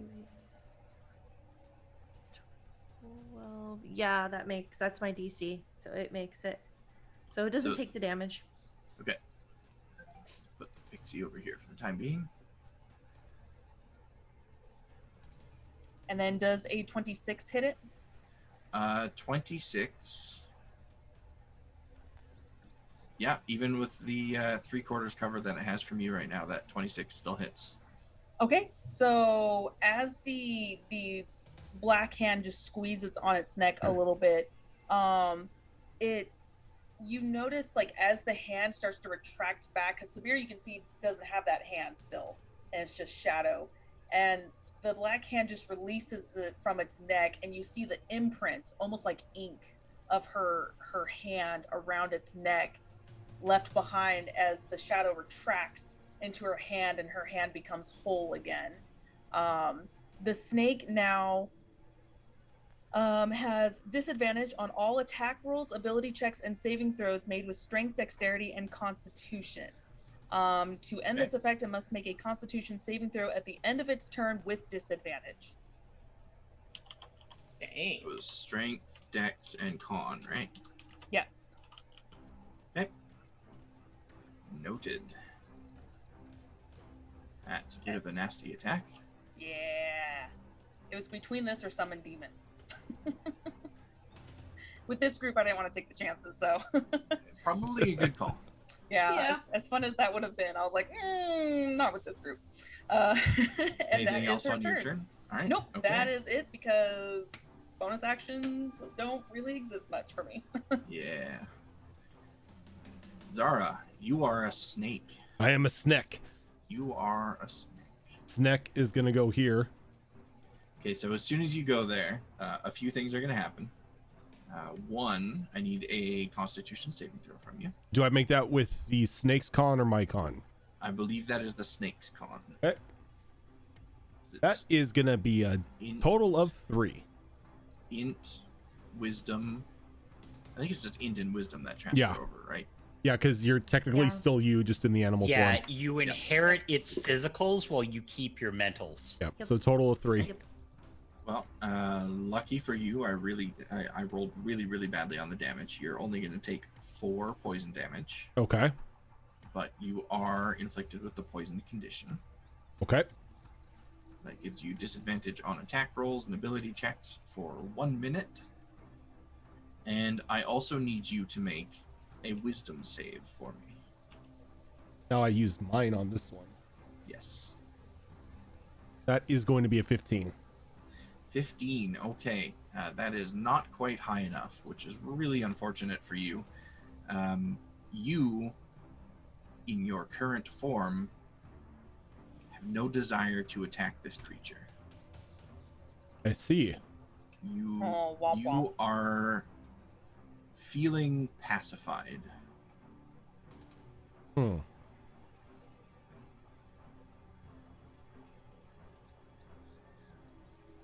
So I have no want to attack this thing right now. Yeah. You get up to it and you get a good look at this creature, and it kind of turns its gaze upon you, and your eyes meet, and you feel almost this camaraderie with this other snake-like creature. And so you, as a snake-like creature yourself, don't want to attack it. I think if I feel the camaraderie and I feel like it's not technically a threat to me, Zara would probably just drop Wild Shape. Okay. You can absolutely do that. I believe dropping Wild Shape is a free action. I Or is believe it- so. I believe so. I think it's the same as like dropping concentration. I think so, yeah. I've played several druids, but they like never wild shape, so I'm always iffy about the rules of wild shape. I was going to say, but I think he has wild shape twice. yeah, something Maybe? like that. For the purpose of this, we will say it's a free action. Oh god, I just deleted Zara. I am so Oh god. sorry. Oh, there she is. Bye. Okay, so as soon as you go back into this form, now you feel like you want to attack it. Let's see. Now, am I able to attack it, or is it? Yep, you're Okay. able to attack it. this creature has an ability that pacifies snakes and insects, but there's no ruling on when somebody is wild shaped or polymorphed into a snake. So I just threw a save in there to see what would happen. Gotcha. Alrighty. Well, I'm close. I don't want to be close, but I'm close. Do I have anything close range spell like? I have poison spray, but it's a snake. Yeah, good one on that. That only works against dogs. Yep, I guess it's time to get stabby. And because I myself am curious, I'm going to use the dagger to a stab. Okay. Oh no. You can go ahead and make a roll with that dagger. So that is going to be a 21. 21. Okay. That will hit. So you can do regular dagger damage. Going to be a total of 4 damage. 4 damage. Okay. It seems to do the 4 damage. Okay.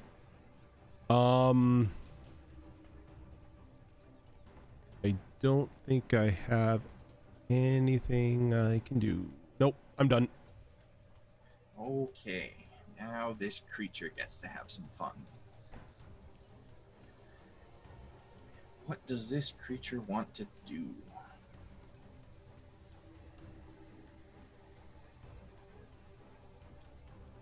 I think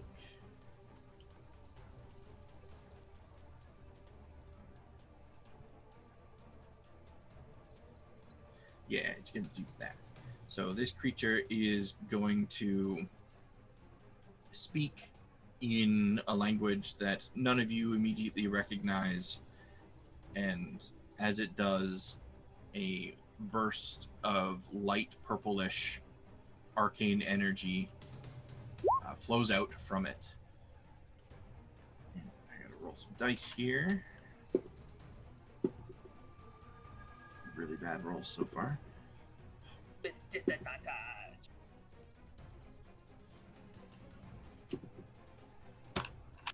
Okay. Yeah, that burst goes out, nothing happens. What a useless turn that was. It used the sleep spell. 4 of the 5d8 were 1s. Oh, Oh no. Yeah. So it it's How many hit sits points there? did it roll? It rolled 7. So a couple fish around it fell asleep. Yeah, you see like maybe a tadpole float up to the surface of the water next to you, sound asleep. All right. My monsters are a continuous disappointment. It's like, However- there's a decent chance you put Tiny Servant to sleep. Nope. Nope. Is this a giant 2.0? Let's hope not. It's going to yeet itself off the edge of a cliff. But now it'll just drown itself in the water that it knows how to swim in.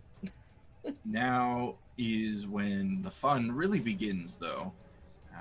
All of you hear a voice coming from the direction that Subira is in, as it calls out, "Interlopers, leave this place." We have some new friends joining the party. We're trying. And Y'all No, won't sir, let us don't leave. like it. We're trying to leave and you won't let us. you shouldn't have come here in the first place. You're in the wrong neighborhood. Subira, you turn around to look at the source of this voice, and it is another snake-like creature, but much larger and much more aggressively colored. It's like dark charcoal grays and red markings all over it. Again, with this humanoid-like face, but this one looks to be a lot more muscular than the other one.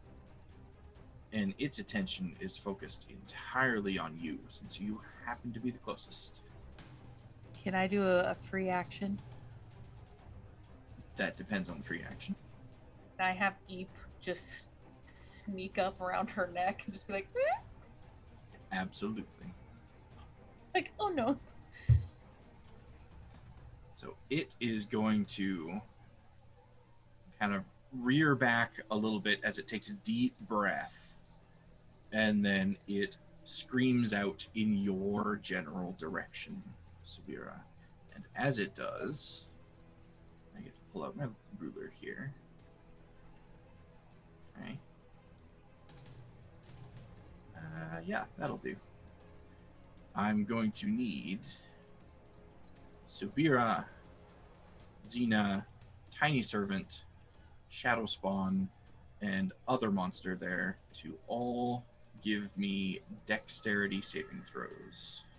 As a bolt of lightning shoots out from this thing's maw in that direction. Ouch. Dexterity save, you said? Yes. Okay. Wait, did it like just lightning bolt its ally as well? Yep. It has disadvantage. Does it? Yeah, it's on saving throws. It's on saving throws, abilities, Is it and a different creature?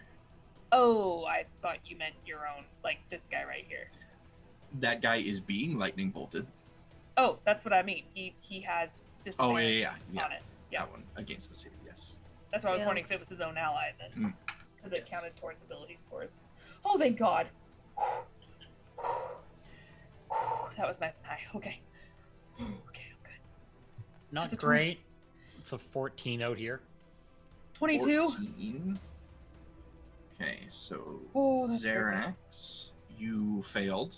Subira, you succeeded. Xena failed. Oh, wait, Xerax, you didn't have to make one. Oh, sorry. You said general area, and I'm like, oh, Yeah. is this a me thing? That's funny. Yeah, it was Subira, Xena, Tiny Servant, and Shadow Spawn. Oh, it's going down the other side. Okay. So sorry, what was that, Xena? What did you roll? I failed. She has advantage and she rolled a 4 and a 5, so Oh, that's unfortunate. and with my modifier I ain't gonna cut it, so I failed. Okay, Tiny Servant, 16. 16 will make it. That is a save. And Shadow Spawn, 18. 18, that is also a save. And other snake creature up there saved as well. So that is going to be throwing these dice out. No, keep them. These are Yeah, my I like gemstone dice, and I'm throwing them out. Oh gosh.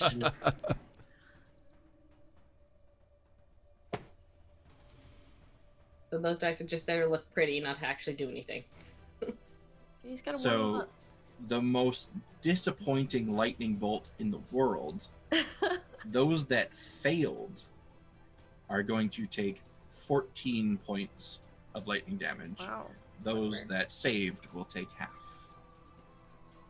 I thought for sure, even though Tiny Servant saved, he would still be killed. He survives. But no. He stays. Eep poofed though. Oh. These dice. Yeah, Nice. even I didn't even roll the save because I'm like, it doesn't matter. It's got 4 hit points. It's not gonna. No. It's not gonna do much. And that, afraid is all that guy can do. Isa, you're up. All right. Put my monsters out of their misery, please. Since my claws weren't doing much, it didn't feel like it needed magical. She's just gonna draw her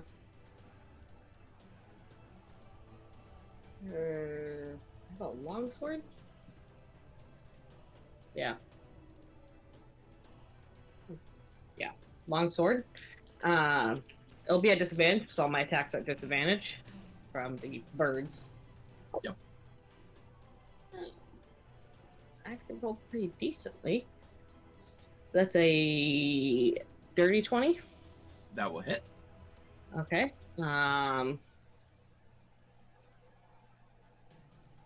would like to make it a maneuvering attack. So it says when you hit a creature, I can do it. Okay. And I'm going to allow Zara to move if she wants without opportunity attack. Yep. So Zara, you can move up to half your speed, I believe, without provoking opportunity attacks. You know what? That's perfect. I'm getting away from the snake. Plus 4 is 20 points of slashing damage. I hate to say it, but it's when you hit the creature. Yeah, and I just hit the creature. Oh, got it. Okay. Yep. Sorry, how much damage was that? 20 points of 20? slashing. Okay. So you slash clean through the neck of this creature, and it falls into the water with a splash in 2 pieces. Within 20 feet of us? 20 feet. 8, and then half speed, 15 feet. I don't think any other creatures are within 15 feet of us. I don't believe so. Yeah. So, won't do that. But instead, not what I want to do. Use the right button. You're too far away. You're too far Where away. you are, the one to the south, this one here, you cannot see. The one to the east has half cover from you, and the one to the southeast you can see just fine. Okay.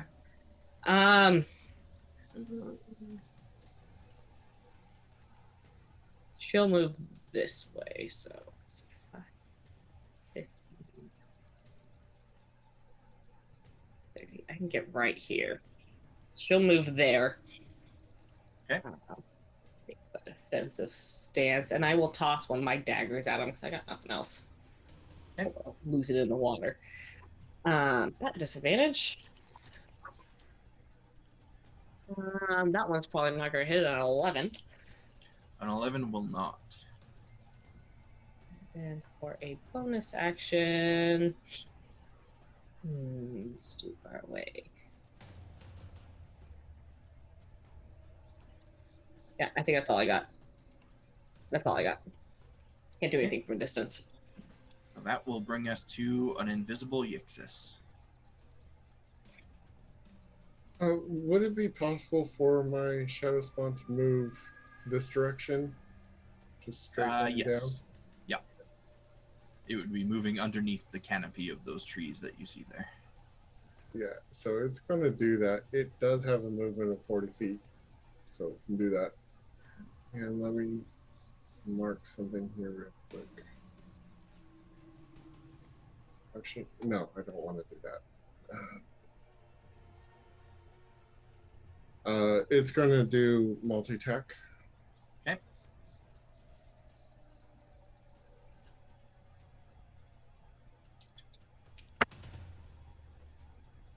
Ow. 19 on the die. So,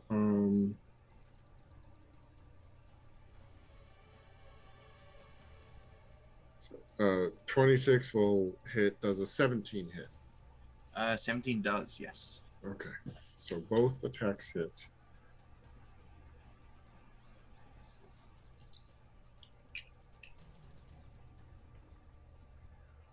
Okay. 15 on first strike, cold damage. And that's going to be, wow, 21 on the second strike. Okay. And this is on me for forgetting it again, but could I get a con save from your shadow spawn? Oh, yes. That's going to be a 16. 16 will make it, so it's only going to take half the damage. It will take 3 poison damage. Get up there. Subtract. And what's that from, if you don't mind my asking? Is it from some sort of aura? Or Yeah, or... these creatures, at least the ones with the tendrils kind of coming off of their heads, seem to have like a swarm of biting insects that is in a flurry around them at all times. Okay. Tiny Servant is going to move there. Okay. And Tiny Servant is immune, so it's fine. Flying Snake Familiar is going to fly by Tiny Servant and deliver a bonus action cast of Dragon's Breath. Nice. So knock that off. 2 Tiny Servants, and I am going to choose. Does cold feel like it's been doing more or less, or what it should be? What it should be. Okay. I'm gonna stick with the cold. Lightning and water seems dangerous. I don't know, it wasn't very dangerous for my creature. So can I get a dexterity saving throw from it? Yes, you can. Ooh, that is going to be a nat 20 for 23. All right, it's going to take half this damage then. I preferred that on an attack roll, but I'll take it for a save. All right. I was just thinking the opposite. 11, so half rounded down is 5 points of damage. Okay, so that's it for Shadow Spawn. That's it for Familiar and Tiny Servant. Yixis is going to, because he's a little scaredy cat, going to take an invisible step back because I believe Dragon's Breath did not break invisibility because it was not an attack spell. Yes, although, let me just double check invisibility before I say anything about anything. I think invisibility is if you cast a spell, but depends on what kind of invisibility. It You depends cast on it the... anyway. You casted it through your servant, right? So does that count? Depends on the type of invisibility. From what so I remember, and I can be wrong. No, go ahead. It will break your invisibility. Okay. So invisibility ends when you attack or cast a spell, and it was through your familiar, but you were casting it through your familiar. Yes. Okay, that's fine. So, anyways, I take a step back, and Yixis is going to reach into his bag for his action and pull out a deck, and he's going to draw a card. Yeah, I forgot you had that. And throw it in this direction. Word deck and card has me terrified right now. I've pulled up a random deck generator because they have those.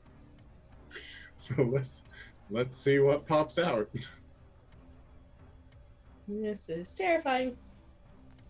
It's not a deck of many things. No, it is. Doesn't matter. It's the deck. Deck of illusions. Okay. King of Hearts. King of Hearts. Okay. A knight and 4 guards. Yeah. Appear here, acting, according to the description, acting like they would. Yeah. Okay, so let's see. Means until dispelled. Appears real. Appropriate size. Behaves. Except it can do no harm. A knight and 4 guards. Okay. Let me just pull out a whole bunch more tokens. That you're probably hoping to never use in this campaign. I completely forgot about that deck. I was looking forward to it being used. If they're just Thankfully- illusions that can't like do damage, if they don't have HP or anything, and the creature's the only one that can see it, maybe we just theater of the mind it, make it easier for you.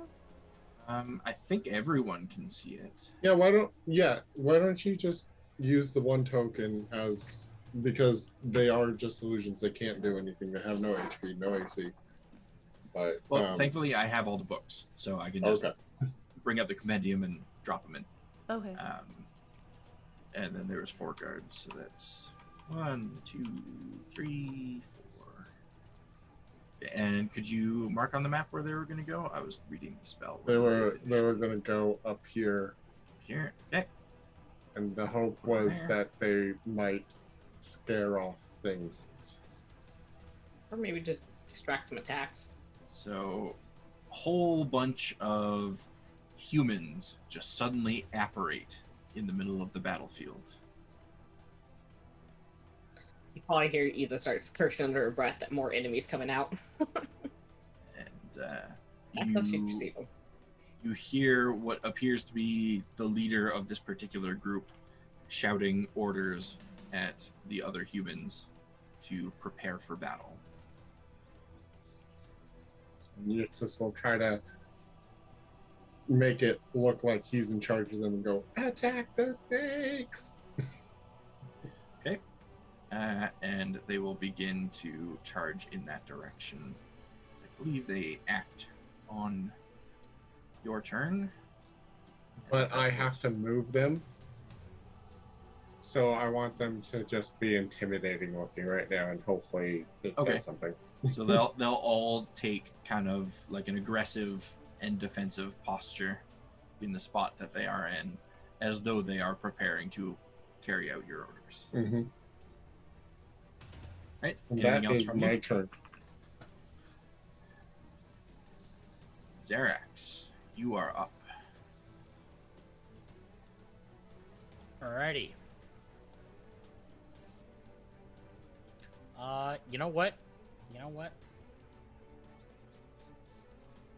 I'm gonna bonus action move Hunter's Mark across to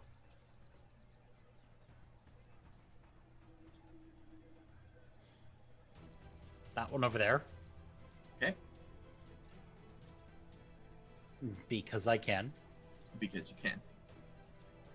And I'm gonna cast Lesser Restoration on myself. Good move. You are no longer poisoned upon casting that.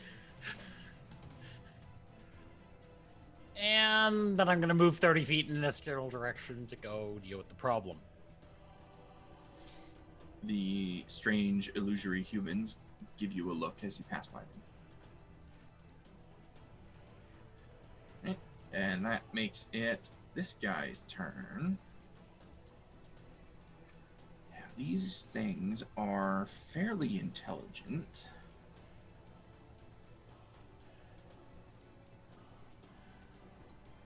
But it doesn't like that a bunch of humans just showed up.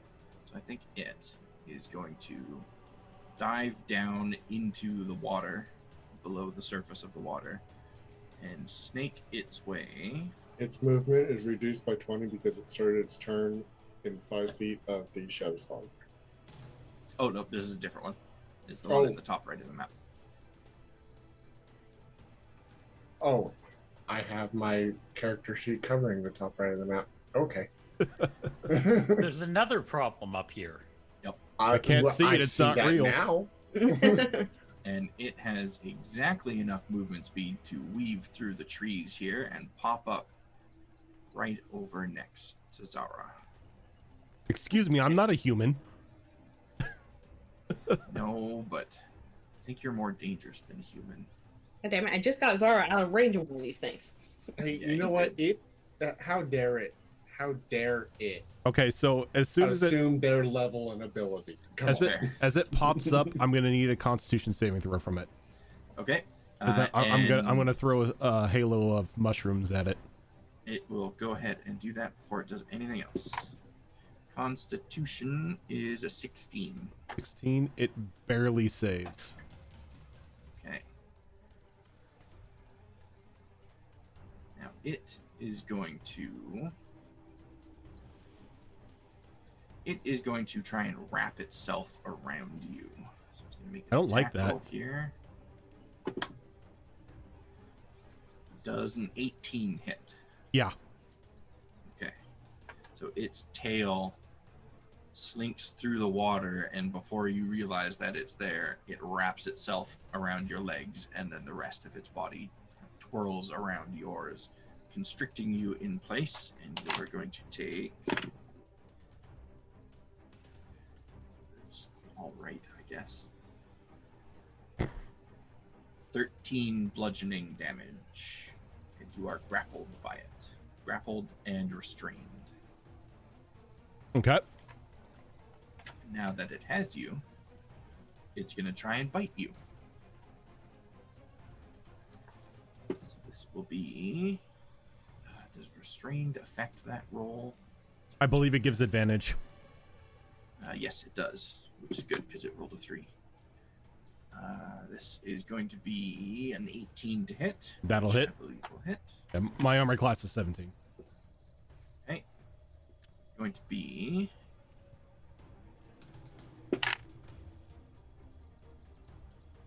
20 piercing and 14 poison. Is that halved or is that just That totaled? is just, that's the damage you Okay. take unless you have resistance to it. Don't we have resistance to poison being the Gnolls? No, we have We have advantage on saving advantage throws. on saving throws. Yeah. Gotcha. So it's 14. Yes. All right.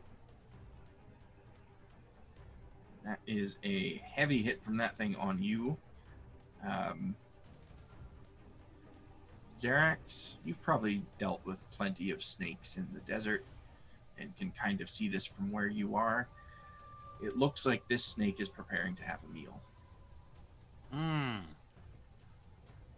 But that will bring us over to Xena.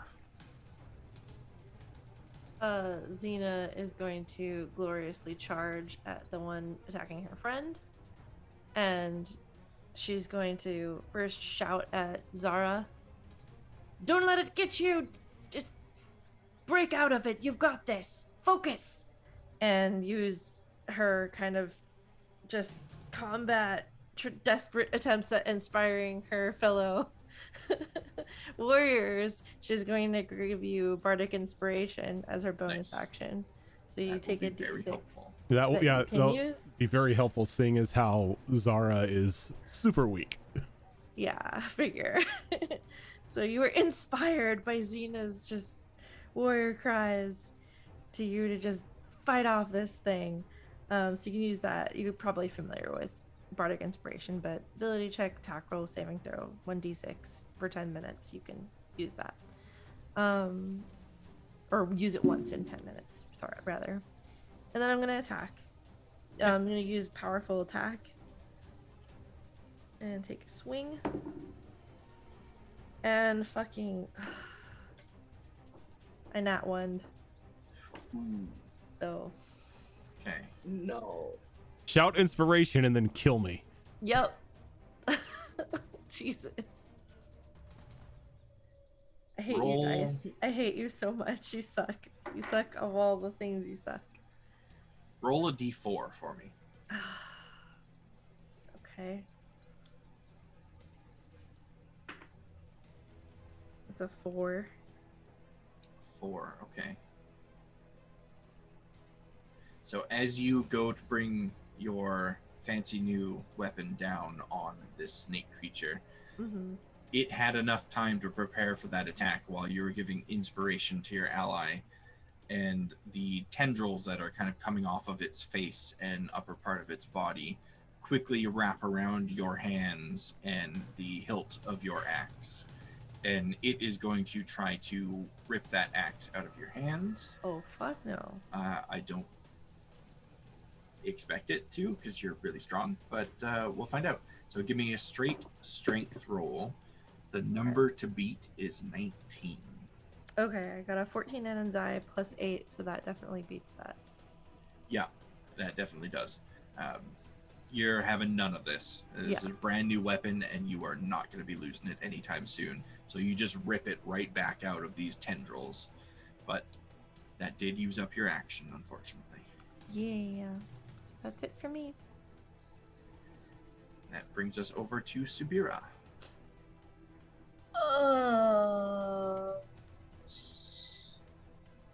He's not happy. Things just like popped up behind her. So she's going to take out her skull like she do, and she's going to summon forth Basil. as this ghostly spirit comes out from it. The only thing that's solid is the skull where its head is and the ghost shape around it. And she's going, after it's summoned, she's gonna go up to Basil and go, It's trying to hurt me. Please help. she's gonna back up. That's fair.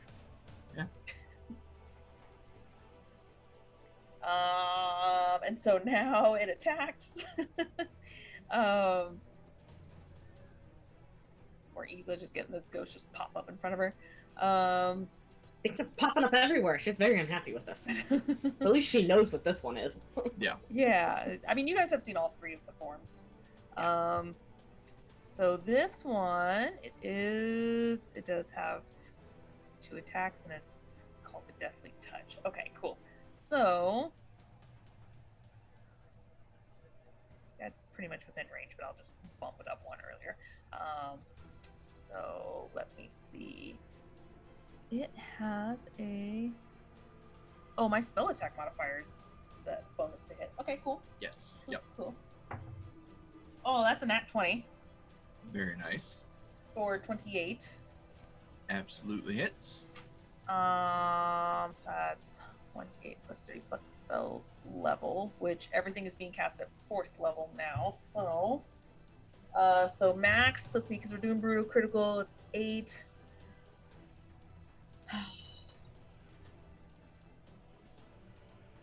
So that's 15.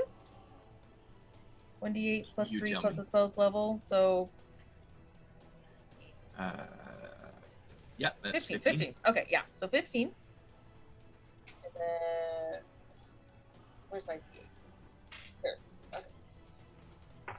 Stand for the extra damage. That's pretty good. 12, so 12 more. This is all necrotic damage, by the way. Okay. So 12 more necrotic damage on top of that.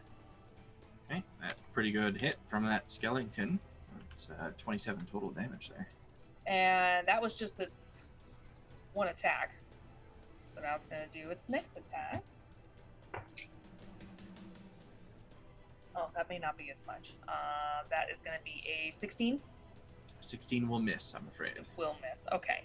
Let me just check to see if it has any... Oh, I'm sorry. On the first hit, because it actually hit, the creature must make a wisdom saving throw, please. Wisdom saving throw. Okay. That is going to be a 19. Okay, it does succeed. So nothing happens.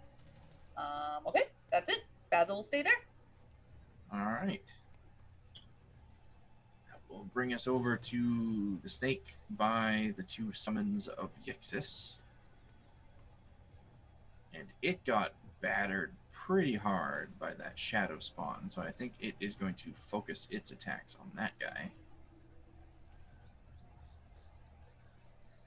And Oh, I'm so sorry. I forgot. I have a new shiny, and it's a bonus action. I believe. Let me double check, actually. Now I'm second guessing myself. Oh, God. Hold up.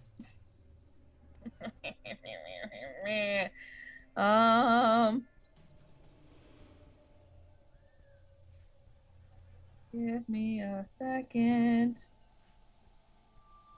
Oh, it actually doesn't say. Oh, no, it just happens automatically when any undead creature falls under my control. Yep. Okay, yeah, cool. that bond is just immediately created. Sweet. As soon as you summon something or take control of something or whatever that is undead.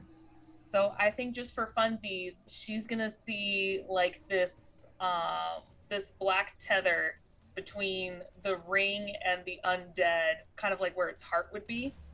That only she can see, that she knows that she has now got that bond with it. Perfect. Okay, that's Okay. it. Sorry, forgot to mention that. Back to my snake creature. It is going to turn its attention to this shadow creature that has done a significant amount of damage to it. And it is going to, much like its failure of a friend over there, rear back and take in a deep breath and then let out a high-pitched scream at Ixis's shadow spawn, and I need the shadow spawn to make a Constitution saving throw for me.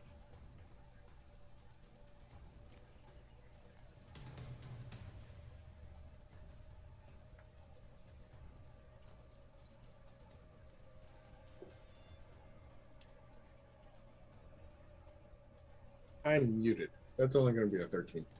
13, okay, that is going to be a failure as this snake creature targets your shadow spawn with a blight. Oof. This is going to be... I got removed from the initiative. Did you? That's Yeah. weird. Oh, because you Oh, that's deleted fine when me. you- Yeah, you Oh, deleted that's me. right, I did. Because Yeah. I was at initiative 12. Oh, I will add you back as soon as I finish rolling this, and then we will immediately go to you. Nah, Zara's been taken out of the whole fight. Yeah, just preemptively killing me, even though I still have a couple HP left. Okay, so not as bad as it could be, but the shadow spawn will take 29 necrotic damage. Hold on. It is resistant to necrotic. Okay, so it will instead take 14. God, these things are useful. Yeah, they are.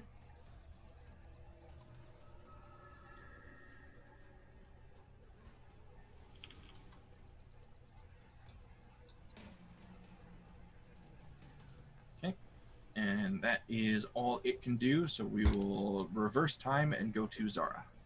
All right. Well, I'm not going to struggle. I'm not going to try to fight my way out because that ain't going to happen. So what she's going to do is she's just going to take her hand. She's going to just like clasp onto the snake's body and cast Blight. Fair enough. It will make a Constitution saving throw. And that's a disappointment. It has a really high con save. It's proficient even, but it rolled a 15. That matches. Oh, so it saves, so it'll Yeah. only take half then. Yeah. Because my spell save is only 15.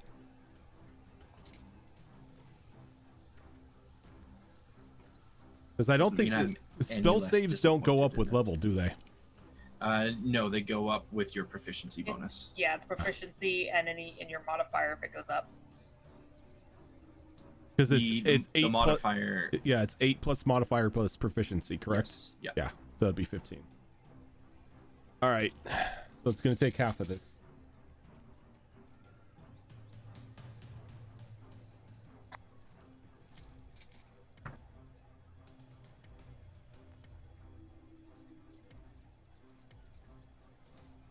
So half of 38 necrotic. Okay, so that will be 19. Still a decent amount of damage. Anything else from you, Zara?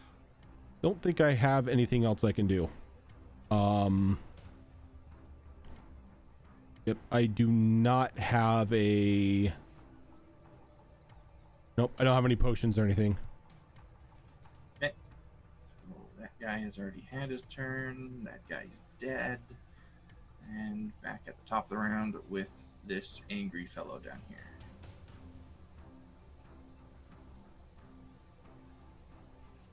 So he is going to assess the battlefield a little bit here. And he's going to call out to everyone. We are tired of your kind taking our land from us. And he's going to try for a second time with a lightning bolt. If he doesn't hit, I'm just going to kill him. He just explodes it out of rage.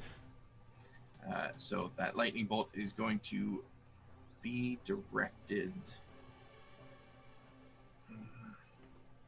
Yeah, I think he thinks that group of humans is more of a threat than the skeleton at the moment. So he's going to go up this way to hit Iza, some of the humans, and Subira. They all raise their shields. So I need a dexterity save from Iza and Subira.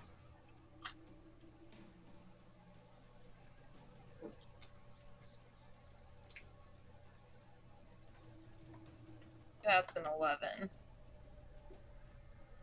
11 is not going to do it. Iza, sorry, I didn't realize you weren't there. But I Sorry. do need a dexterity save from you. Okay. There's a lightning bolt headed your way again. That's pretty good. Dex. Please, that's 21. 21, okay, that is a save, so you're only going to take half. Sorry about that. Dog had to be let in.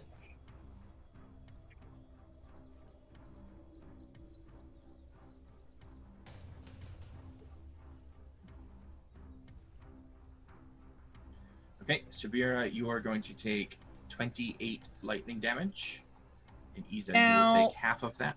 When I transfer that, if I choose to transfer that, can I choose how much to transfer it over, or is it all of it? It's all or nothing. Okay. Let's see here.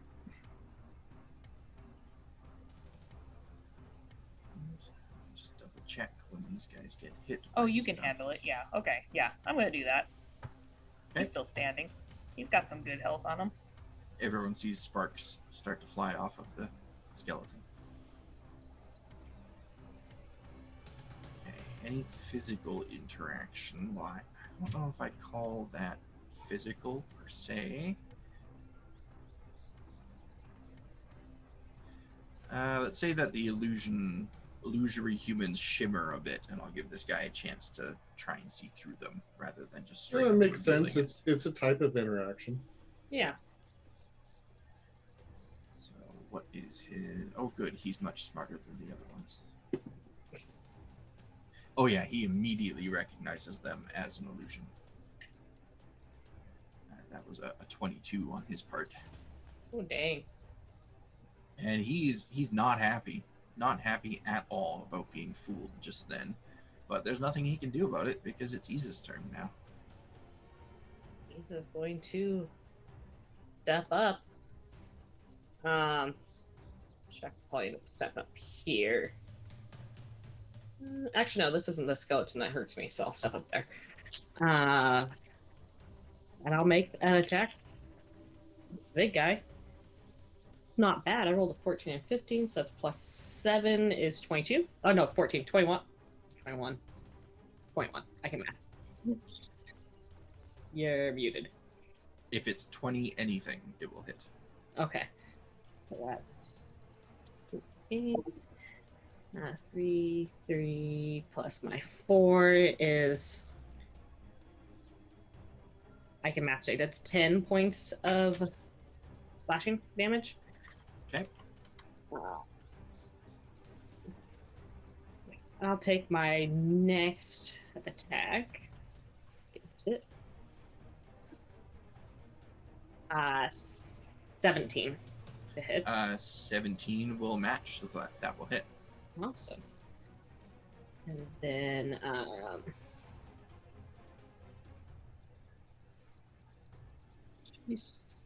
yeah, okay. No, I don't really want to do a maneuver right now. It's just the D8. It's really 7 points of slashing damage. Okay. And I'm going to slam my spiky shield into it. All right. So that's going to be pathetic. 9. I failed that 9 hit. is, yeah, that's not going to hit, unfortunately. And then the able second to- die was a 2. Just dodge out of the way of that one. Okay. That's gonna be the end of my turn. That's all I can do. All right. That brings us up to Yixis. Alrighty, Roo. He wants to scooch back. He's going to scooch back all the way to there-ish. I should still have line of sight on this guy. Yes. And now Right. also line of sight on that guy up there. Yeah. Yeah. And I can probably see this guy under the canopy of the tree. Yeah, he's got 3/4 cover from you, but you can still see him with line of sight. That's fine. Okay.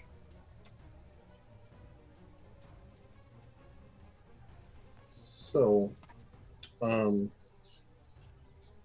Yixis wouldn't have any idea that the snake had seen through the illusion, so he's going to do what he was going to do before, which is pull another card from the deck of illusions, hoping to further strengthen the numbers. Okay. So you hear one shuffled deck.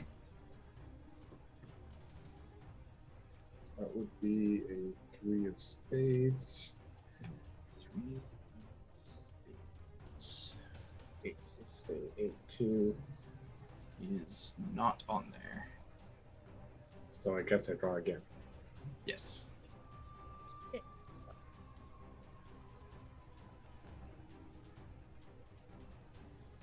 Okay. Queen of Diamonds, what are you? A night hag shows up. Okay. Oh. I'm real Okay, glad illusions. it's all illusory. illusions. Yeah, I know. Yeah. I mean, a hag in this part of the world, that's normal. It You'd be kind out of for a is. walk. Problem is Yix is the only one that absolutely knows their illusions. Well, Yixis is So trying you to help heard his him team. command. I Yeah, know. he gave a command to the knights before, so the hag's gonna come out and he's gonna be like, "Please help us with the snakes," and, trying to sell the deception.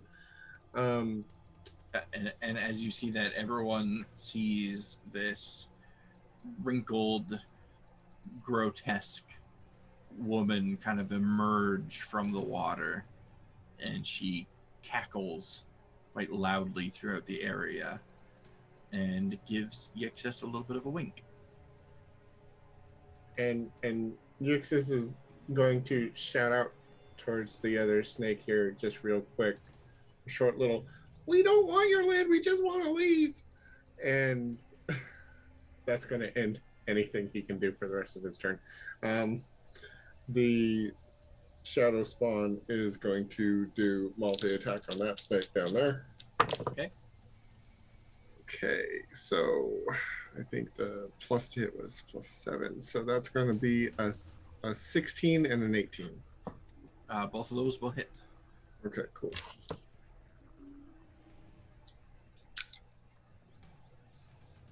$15 cold damage. Okay. Whoop, that fell off. And that's going to be 13 cold damage.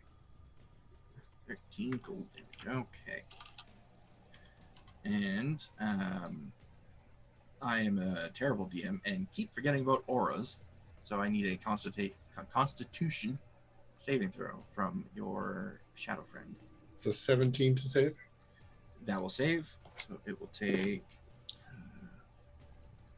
Cut that in half. It will take 5 poison damage. Okay, let me get that marked.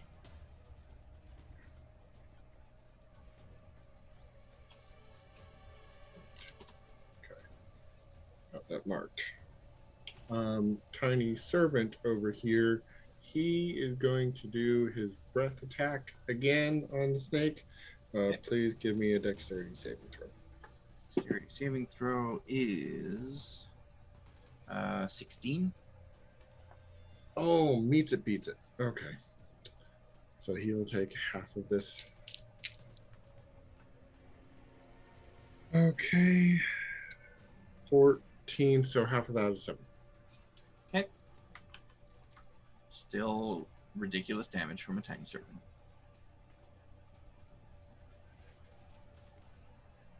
And yeah, I don't have any bonus action cool things I can do, unfortunately. So, yep, that's it. Okay, so that brings us up to Xerax. Alrighty. Hey, my hunter's marked one's still alive. How It convenient. is finally happened. Do you know what that means I get to do? I know exactly what that means. I get to use Planar Warrior.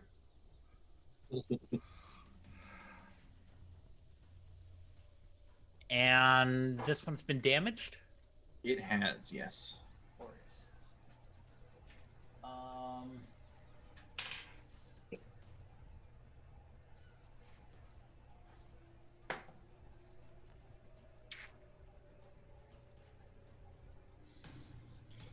Does a 24 hit? It sure does. 22, sorry. That also hits. Okay. Which means Colossus Slayer goes off, so yeah. I need to quit throwing dice around. It's a D8 and another D8. Yes. Okay. Several D8s. Do you want any of that split out? I do not. Okay.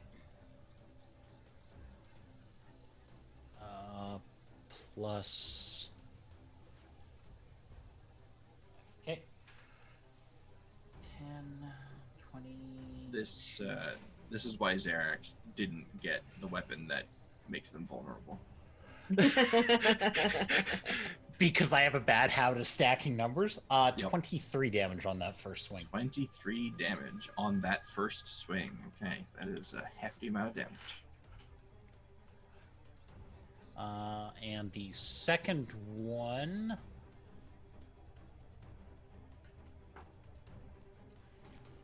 is disappointing. A 10 will not hit.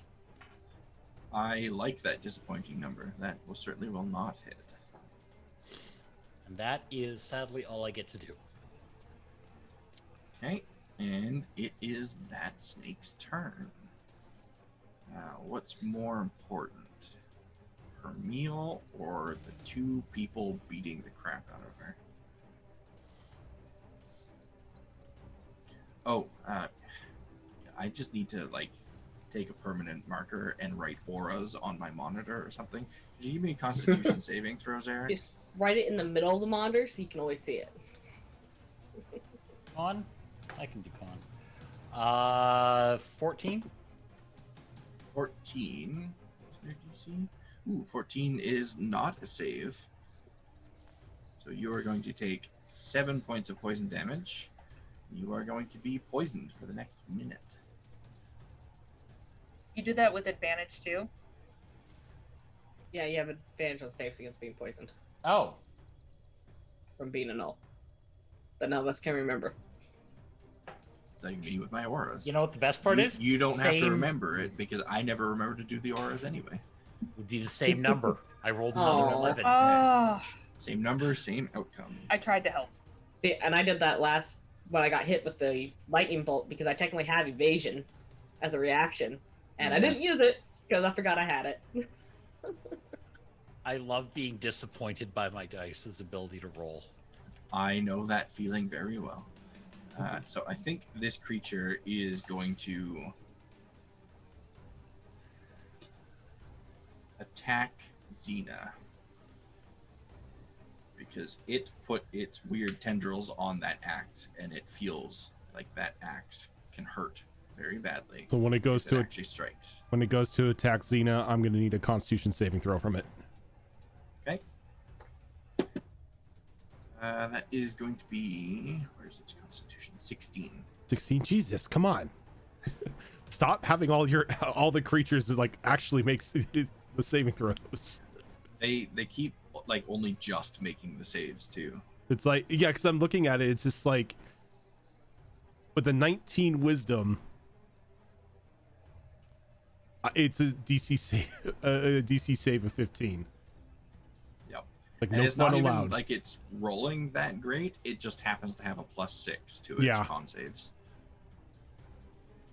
So it is all right. It has you constricted. So first, it's going to tighten its grip on you a little bit, Zara. And this still has to roll to hit for some reason, which is weird. But that's going to be a 22 to hit. on Zara. The constriction, I believe, a 22 hits, unless you have anything that can stop it. Ooh, Unless somebody that's had. the type of damage I like to see. No. That's not like what I like to hear. Come on, I'm trying to break the streak here of losing a character in every campaign that we do. That's going to be Come on, she just got her arm back. Right. Well, I mean, you still have 21. Brackus. 21. 21 bludgeoning Yep, damage. she's down. I only had 13 Okay. left. So Xerix and Xena see Zara just kind of go limp in the snake's grasp, and then the snake is going to snap at Xena, try and bite her. That is pretty sure a 10 is gonna miss Xena. Yeah, that's gonna miss Xena. Well, at least this one did something.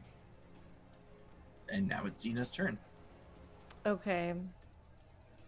Do I have to make a death save, or is that on my turn that happens? On your turn. Okay. Trying to decide if I want to try to yank Zara to safety or wail on it. I don't want Zara to die. What would Xena But- do? Look, Zara doesn't want to be in a tug of war here. This is true. Yeah, I mean- Xena's just gonna wail on it. You're not too far from the smith. You could go back and ask for a new leg or something if you lose a piece. Oh god. They just take my broken body over there and just can we get a new one? Okay. So that's gonna be can't math. That's 22 how to we hit. got, So yeah, it's over 20 will to hit. Yeah.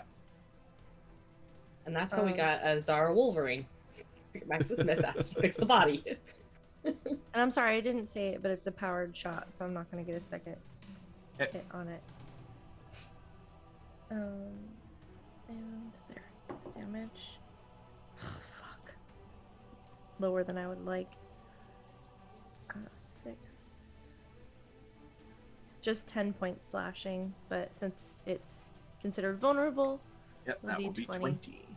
Which is still a pretty hefty hit. This thing is starting to kind of get covered in its own blood here. and as a bonus action, I am. Well, first, I'm gonna. Yeah, I'll summon the pixie back. Somewhere where it won't hit your allies, I assume. Yeah, and then it's gonna explode right now.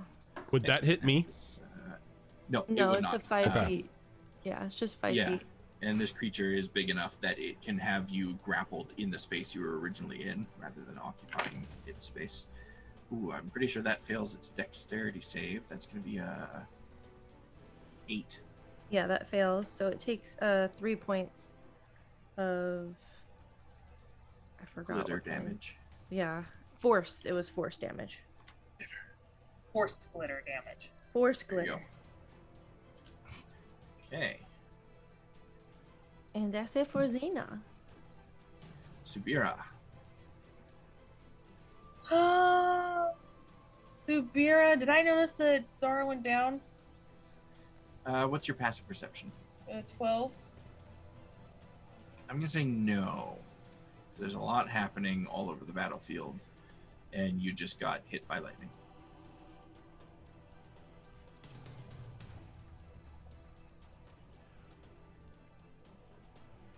Can I make a check? Is that possible? Yes. Okay. Oh, okay. What's my overall total? 17? You notice it. She'll just kind of roll her eyes like, "Ugh, not again.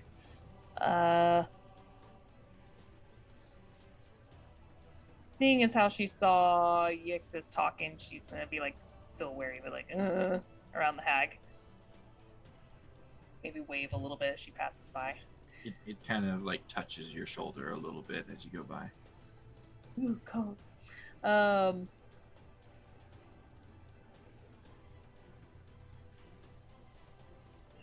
dragging her away might be smart or not, but she's gonna go ahead and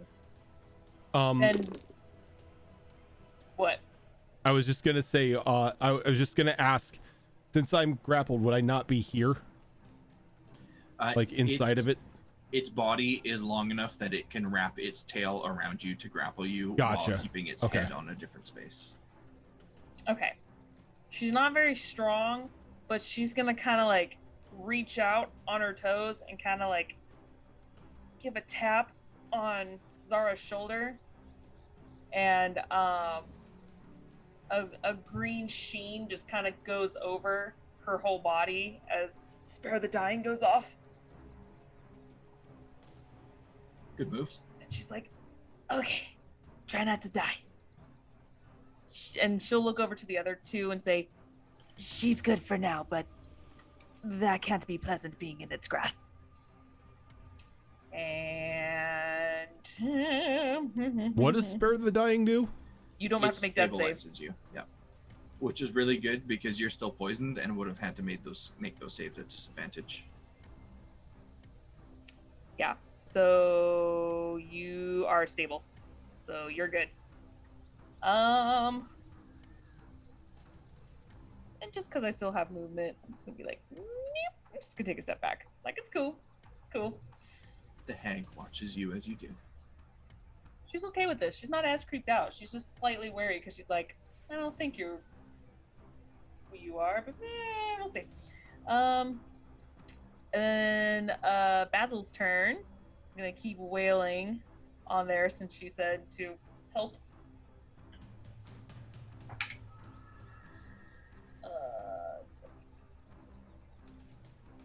25 to hit. That will hit. Okay, and it needs to make a wisdom saving throw. Okay, he's good at that. Dirty 20. Fine, nothing happens. That's actually max damage, which is cool. So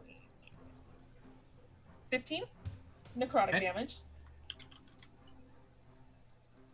It's gonna go ahead and swipe at it again with its claws, and that's 2 higher, so it hits. The 17 hit, the 19 hit. And Another wisdom save. Yep. Okay. That's an 18 on that one. Son of a bitch. Okay. Katie at 879. Thank you for that raid. Everyone, welcome on in. Let me do stuff, Fox. Let me do stuff. No. I mean, you kind of just like took away my chance to, at least still roll dice. Yeah, but you're not dead, right? Akio Beer, thank you for that raid. Okay. Oh, son of a bitch. All right, max damage again. So, what did I say last time? 15? Yeah, I think so. 15. Yes, 15 necrotic damage. Okay, decent damage. That's 30 necrotic. And it's just making this little eerie, like, I kind of sound gotta around it as it swipes at it. start throwing guys with counterspell against you. No, that's okay. Nah. Guess Sorry. what? I'd finally have a use for my counterspell. Well, I'll put 2 counterspell creatures in there, and then they'll counterspell your counterspell. That's rude. That's DMing. Yep. Whimpers and being only useful in spellcasting. Yeah. Okay, next That's- campaign, we need to have a party full of people that have some sort of access to counterspell. That way, it can be Oh, so full chain counterspells. so everybody's playing a blue deck. Yeah, no, no, I feel personally attacked here. you should. Having flashbacks to the final episode of Critical Role. That's the end of my turn. Zara, you are unconscious but stable. This thing down here is gonna see if it can finally do away with that damn shadow spawn. And it is gonna try and hit it with another blight. So I need the shadow spawn to make a Constitution saving throw. Let me check the stat block, but that was an 18 on a die.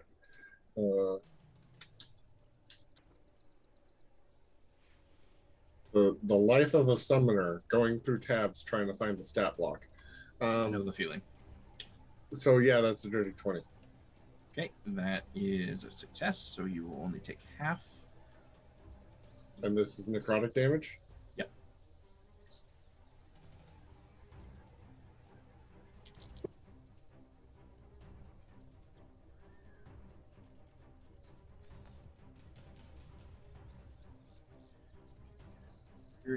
Cut in half to 15, and you are resistant, so you will cut take. in half again to 7. Yep, you'll take 7 necrotic damage from a blight. My creatures sorry. are a disappointment. I'm sorry, Fox. It's okay. I'll get you next session. That's all that guy can do. That guy is dead, and You're back up to the threatened. top with this guy. And we've got people in lightning bolt range again, but do I really want to do that for a third time? Yes. Mm-hmm. If the answer isn't fireball, it's lightning bolt. There's a new hag. There is a new hag.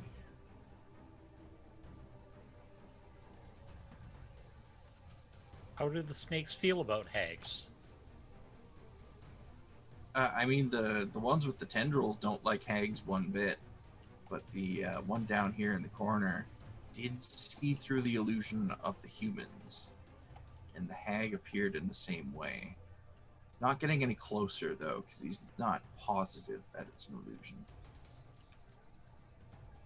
That's the way. Let's see. Ooh, this is fun. Let's do this. Which one of you to do it on? Coin toss? What's the range on it? 60 feet. Yeah, you're all in range, so yeah, let's do a coin toss. 1, 2, 3, 4, 5 of you. 1, okay. Yeah, that'll be fun. I need Xena to give me a wisdom saving throw.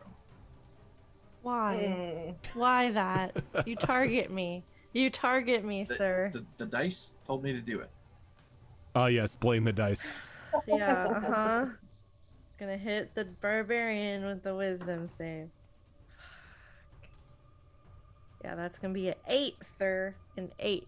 8. Okay, that is going to fail Yeah. as this creature down here uses dominate person on you. Fuck. Oh, I love that Whoa. spell. I Oh, love that no. spell. No. I'm so sorry. Oh, No. so sorry. Dominate glory.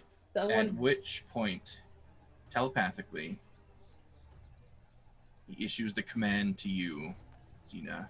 Uh-huh. Kill the gnolls. Ugh. Okay. Okay. Iza, All your of a turn. sudden, in Xena's eyes, all of her Gnoll buddies turn into medium-sized dragons. Yeah, that sounds about right. Isa's gonna go ahead and keep attacking because that's all she really has to do. Fighter do fighter things. That's a good roll. 22. Yes, 22. that will hit. I'll make it a trip attack because why not? So I'll need a strength saving throw.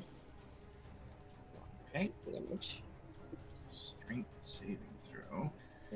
And yeah, I mean, he's a giant snake, but not immune to prone. So strength saving throw it is. That is going to be an 18. That saves.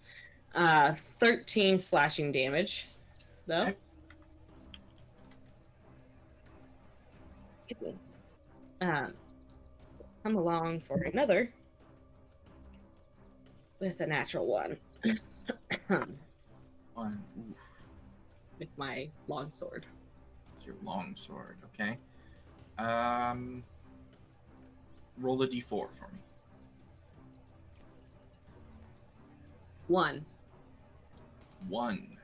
The number of this attack. Okay. Roll the damage. Well, 1 on the damage die, so a total of 5. Total of 5. Okay. You go to bring your sword down on this guy who is fully expecting the attack, and the tip of his tail comes shooting up from the water between the two of you, smacking into your arm, redirecting the attack to the skeleton that is next to him, and that makes Subira's skeleton friend take 5 damage. Womp womp. Womp womp. Alright, now I'm gonna bring up the shield for a shield bash. Ouchie. That is at least better. That's a total of 17. 17 will match, so that will hit.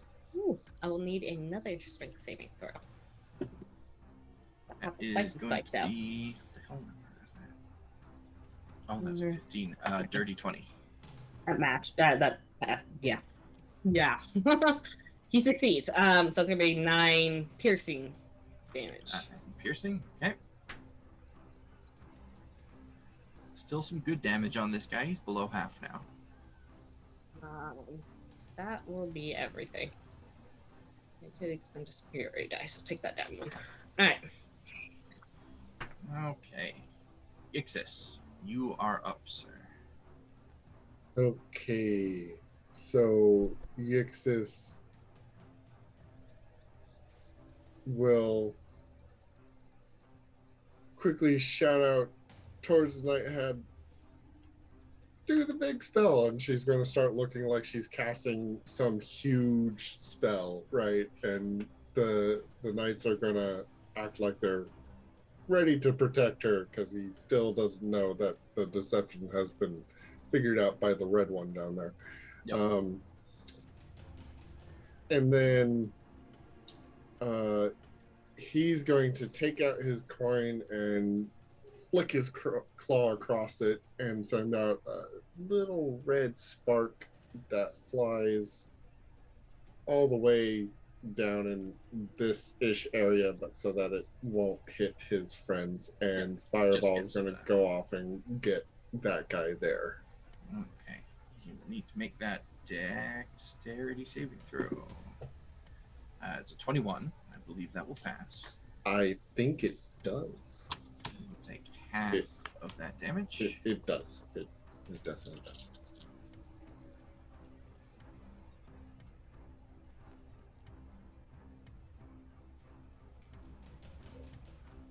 You know, if I ever make a spellcaster that has fireball, I'm gonna cast it by yelling fireball like someone would cannonball into the pool. I mean, yeah. Why wouldn't you? Fireball. Always fireball. I have an idea for Only beach day fireball. number 2 for Kyo. I'm sorry, what? Don't worry about it. Don't worry. That's I think I'm 29 happy for points the of fire. inspiration. Is a lot of fire damage. Save, okay, yeah. He's starting to show his wounds. So yeah, Hag's looking like she's casting some Kamehameha kind of thing. She's starting to collect the energy for a spear bomb. Shadow Spawn down there is going to take the double multi-attack. Okay, so let's see here. That's going to be a 21 to hit and a 16 to hit. Okay. Both of those do hit. Uh-huh. Yeah, let's resolve that first. And then we'll do the con save because I keep forgetting about the auras. So, those will hit.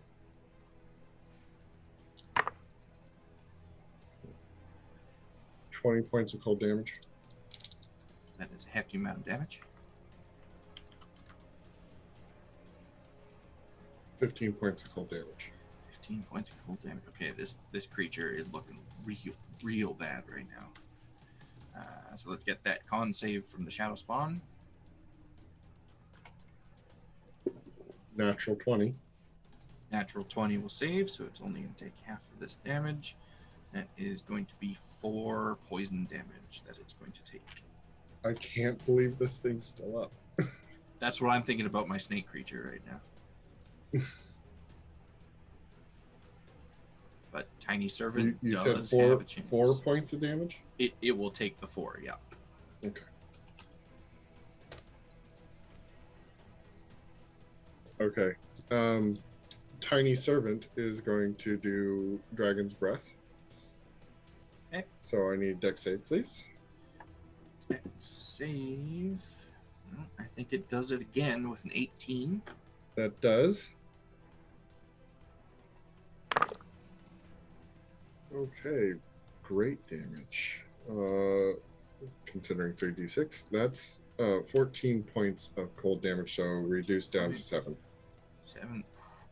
So close. You are so close.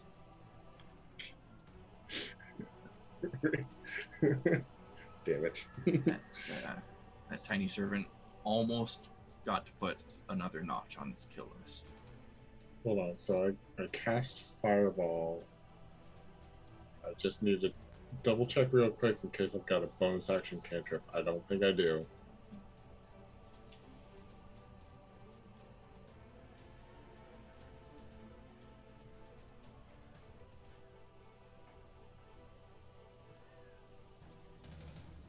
Nope, I don't. So that's it. That's Alright. turn. Brings us to Xerax. Alrighty.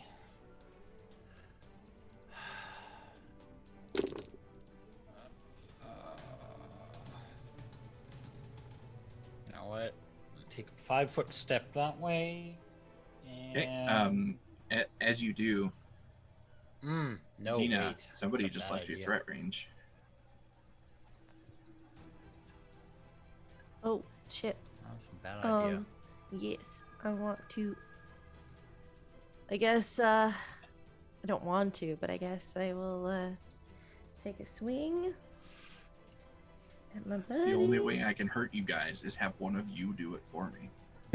I mean, and to be fair, Zex wouldn't have known that Iza was going to slash him. So I'm gonna slash at the little dragon that's getting away from me. Oh my god, no joke! I got a nat 1. Okay. So roll. Second nat 1 today. You had This to is the jinx it, best Fox. time. Fox, Even you had to jinx it by saying what you said right before she rolled. You had to jinx it. even when I you did. guys are my monsters, the dice still disappoint me. They do. Roll a d4 for me. Yeah. Okay. Xena about to do her best giant impression. 2. 2. Okay, that is just going to be a swing and a miss. Okay. However, Xerax, you don't know that she just tried to hit you. It looks like Xena's flourishing like Xena does before she slaughters something. This is true. Xena is gonna shout, "Come back, dragon!" She must have got hit in the head too hard. Finally Lots of happened. precision.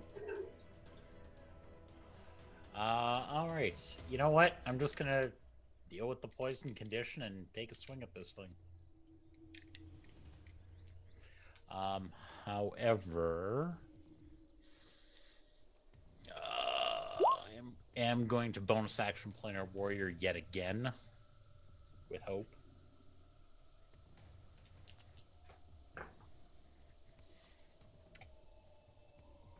With disadvantage, that is a 23 to hit. Yeah, that's going to hit.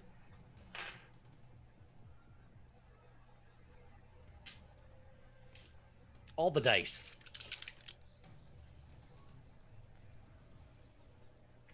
Uh, 5, 10,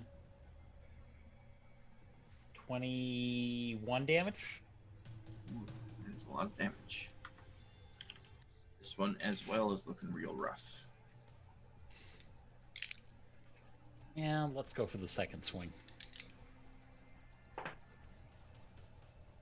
Yeah. 13 to hit. 13 will miss. Disappointing. All right. Look over. Xena, did you? Where is the dragon? Don't you try to deceive me with your words, dragon. That does seem a little bit odd, that response. She finally has lost it. Ooh, it is this. snake creature's turn. She's been denied the dragon fight for too long. It's going to her head. What would this thing's passive insight be? Oh, that's the wrong one. This is the right one.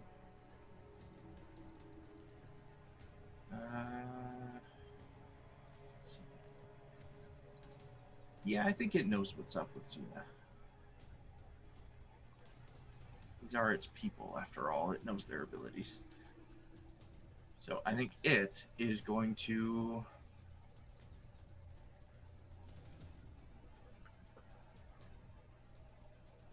Ooh, do I want to be mean? How smart is this? I mean, the answer is always yes. I mean, Going yeah. by so- its roles, I have questions. Okay. So,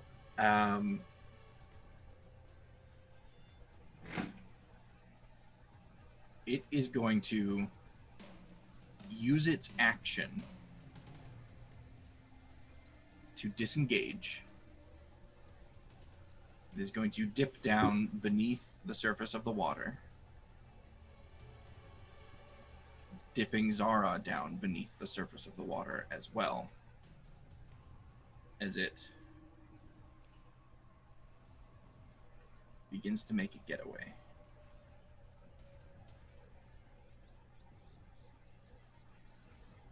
Xena, your turn.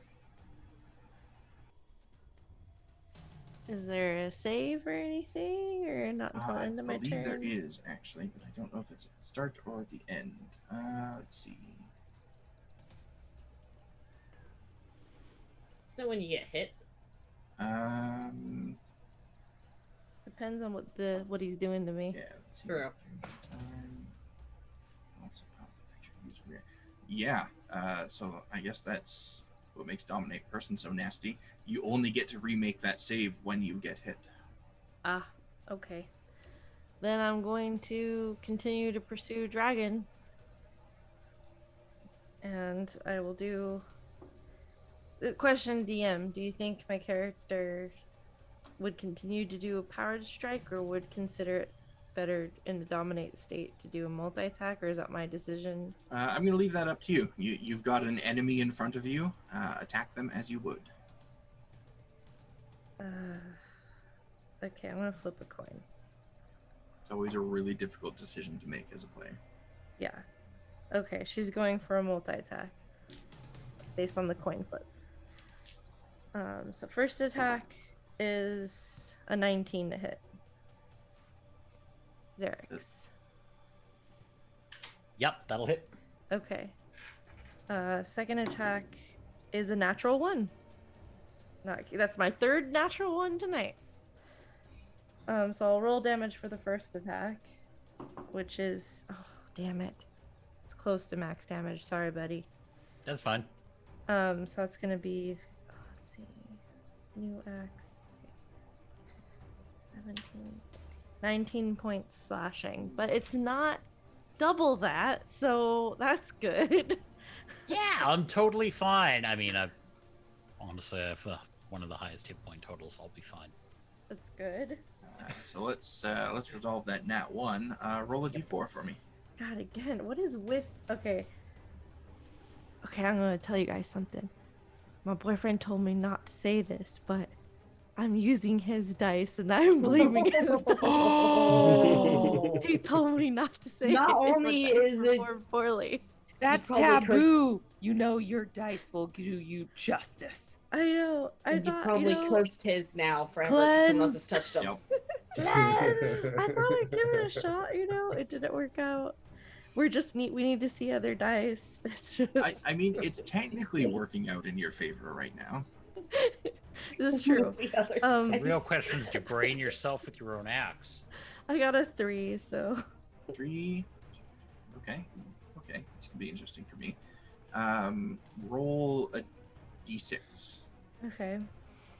I got a 1. 1. Okay. So your axe slips out of your hand. All the muck and the algae from the water and stuff around you has gotten on your hands and on your axe. slips out of your grip, and it lands right on this square here. And as it flies through that guy, he kind of flickers and shimmers, since he's an illusion. Okay. And he actually... Nope, I'm reciting the token. That's not what I want. He vanishes. He gets bigger.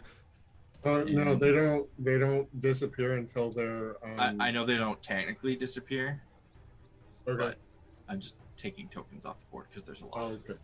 Oh, okay. And to be fair, she would do a bonus action storm aura and do 3 points fire damage. oh yeah, storm aura. So that's going to be another 3 points to you, Xerix. Okay. Fox, when Zara's taken underwater, is that a instant You're going to start failure? taking damage on Yeah. your turns. Yeah, Yeah. I didn't know if it was right then or on my turn. I'm going to start taking damage. on your turn.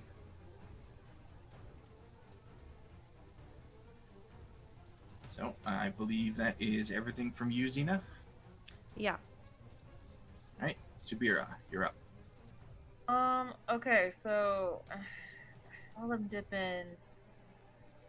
Yeah, you saw them dip in. Mm. You don't know where they are at the moment because they are technically under the water. I have to see. Oh, no, it's not a person. Huh. Well, this sort of sucks. I have to kind of see them.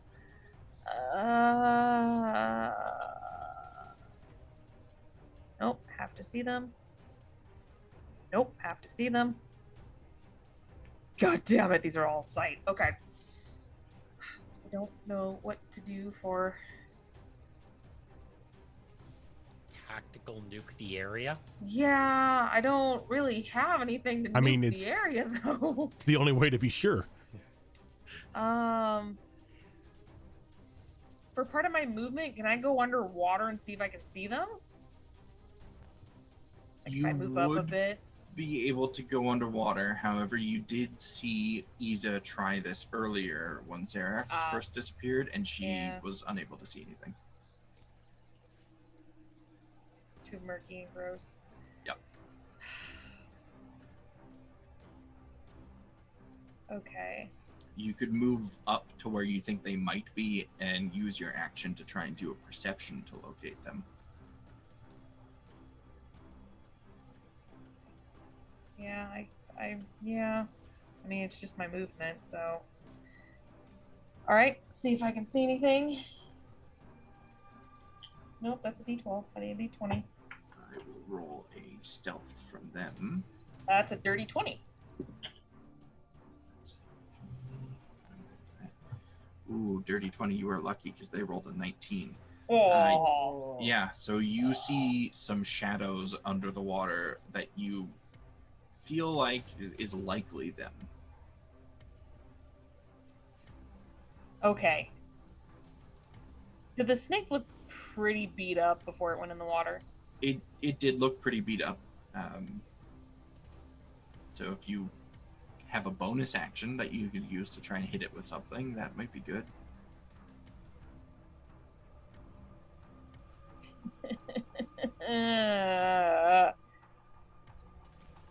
She's going to call over to Iza.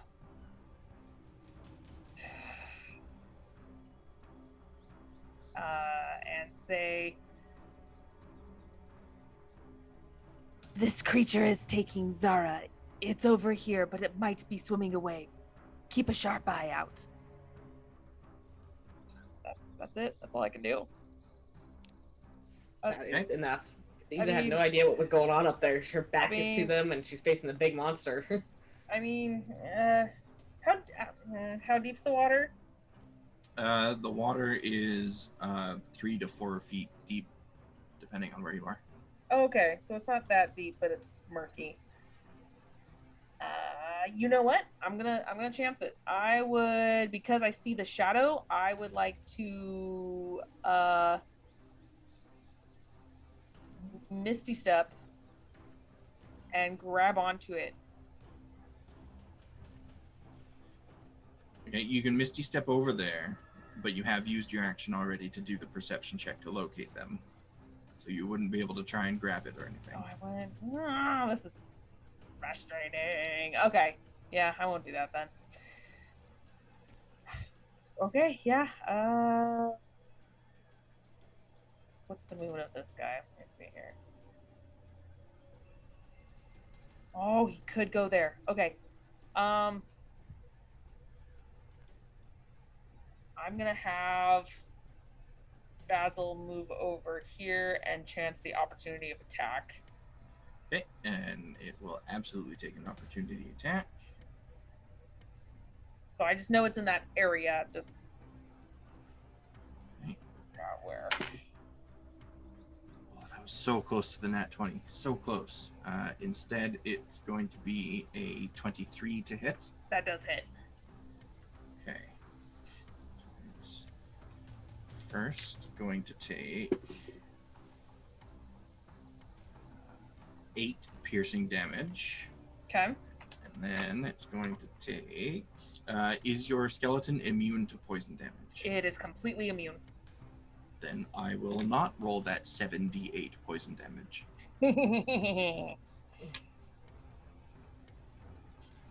Yeah, it is completely immune. Okay, and it's gonna go ahead and start raking at the water. Okay, what type of attack is it doing? It's a claw attack. Claw attack? Okay.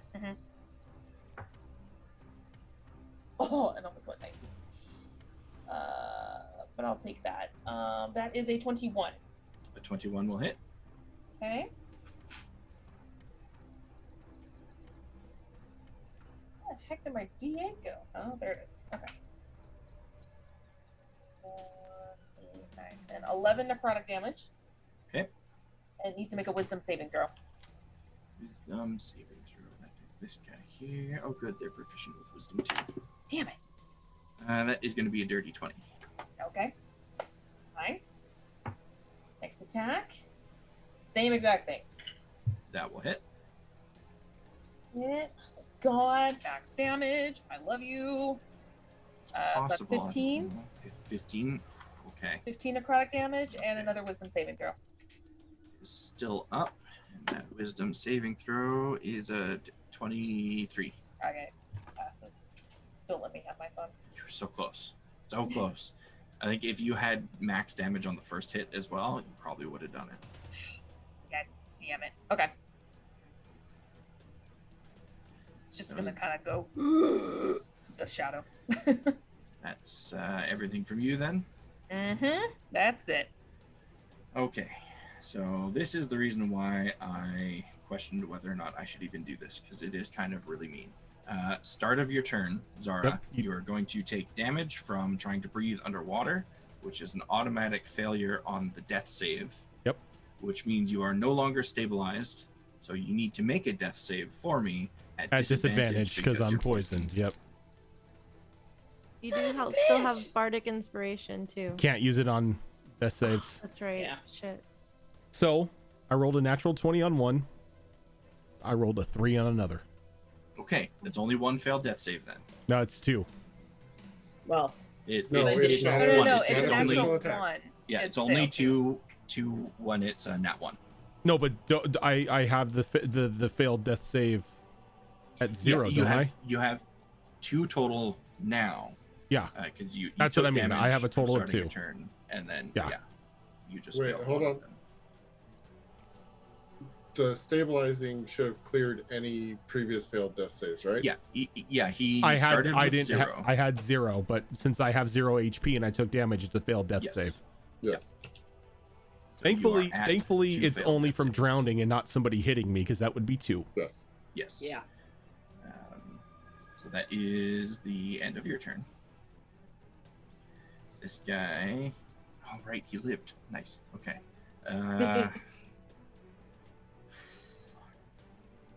These ones. I think it understands that necrotic is not going to do a whole lot against this thing now that it's tried that twice. Let's see, does it understand that? No, it might work this time. No, it understands that. It's smarter than like half of my characters, so it understands that. So it is going to attempt to constrict the shadow creature. It doesn't know if it can, but it's going to attempt to. I'm trying to help you out here. Aura. Only on your turn. At the start of your turn. Oh, One at the your start of my characters. turn. Yes. Oh, okay. I have a question. And I keep kicking myself for it because if you fail and get poisoned, then that would be giving you disadvantage on your attacks. I have a question. So, Yes. yes. Would Zara be affected by the aura? She is. That's why she's poisoned. Okay, so it's not a continual thing. Normally it would be, but you are underwater, and it is insects, like flying, biting insects that's Mhm. surrounding it, and flying insects don't usually swim. We just got an anonymous $50 donation for Extra Life. Oh, thank We you. know. See if Thank you. Can't say the original slogan, so Thank you, yay for that's the awesome. kids. Yay kids. Yay kids. Oh, There we go. Yay For kids. the youngins. Aspen said it was him. For the youngins. There we go. We can say that. For the chidlings. Azarin, thank you for that $50 donation, dude. A hit die for everyone. Thank you. Can we have Xena's go to someone else? Can my hit die go to my shadow spawn? Okay. It goes to the player character. If I remember correctly, though, we've Thank been you, playing it Az. to where we can use that anytime we want, kind of like a potion. Yeah. You have the hit die, and you can just use it when you want to use it. And then also advantage to Zara and Xerax. Just because she's in the dying state right now, I don't know if it would be fair to use the hit die right now, because it's not really necessarily something you can do while dead. It's entirely up to you. If you Magical want to hit use die. it now, you can absolutely use it now. If you don't want to use it now, you don't have to use it now. It is the player's choice. Yeah, I'm gonna hold on to it because Money was donated to help you, sir. Yeah, And the specifically chidlins. said You know that's no be why dying. Azarin did Zara it. and the chillins. It does say specifically, no one be dying. See, no Yeah. one, no. You could be also dying. view it as a will from A deity. Yeah. Spore mama. Your Yeah, spore mama spore mama. looking Give you a out for boost. ya. yeah, I know. It just, I don't know. I feel Or the like chidlins. I'm like robbing the dramatic effect here by using it. I mean, even if you use it, you're still going to be underwater and drowning. True. What essentially that would do, because you don't have any air in your lungs right now, if you use the hit die right now, it would give you some HP, it would clear your death saves, and then at the start of your next turn, you'd immediately start drowning again, drop to 0, and have to make a death save. Rojan So just basically, likes the using it drama. now just resets your death saves. So if you want to, the dramatic effect is still there. All right. So I'll roll that and have a total of 4 HP. Yay! Hey, that's something. Don't try to die so much. It's not really that. It's just I love the donations. I love everything we do for Extra Life. I just feel like, there's a lot of drama going on, and then that happens and it sort of robs the drama. Yeah, I get it. That makes sense. Don't worry, I can always create more drama. 5 ancient dragons suddenly appear on the map. Every token on the map right now polymorphs into a dragon. And Xena has a field day. I mean, that's what Xena's seeing right now. Essentially, Pretty much. almost all dragons. So anyone that wants to use those hit die can use them right now. Alright. And it is this. I got 7 HP back. I would really love to use it on my shadow spawn. The only characters that matter are the player characters. I say that just because I want to kill the shadow spawn so badly. But my My life monsters do first. one thing, please. my life force is technically connected to Basil, so if I took it, would he technically take it? Nope, it only works for damage. But he was damaged. And now I heal with this special healing power. I thought about for putting the chiblins. healing into that item as well, but I decided not to. What are bonds? So, this creature is... God damn it! Why do I keep clicking that? Oh, right. It was going to attempt to... Attack the shadow spawn directly. constrict on the shadow spawn. So it will make that attack roll. Finally, I roll something good, but against a creature that only has like 6 HP left or something. I got a nat 20 for a 27 total. Uh-huh. Is the shadow spawn immune to being grappled? No. Okay, good. So this actually does something then. So that's going to be 14 plus 4 is 18. Please don't make me math. 20, 32 damage. The shadow spawn goes away.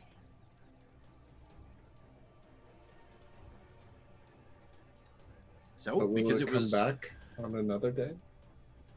I mean, yeah, it will. Much to my dismay, it will.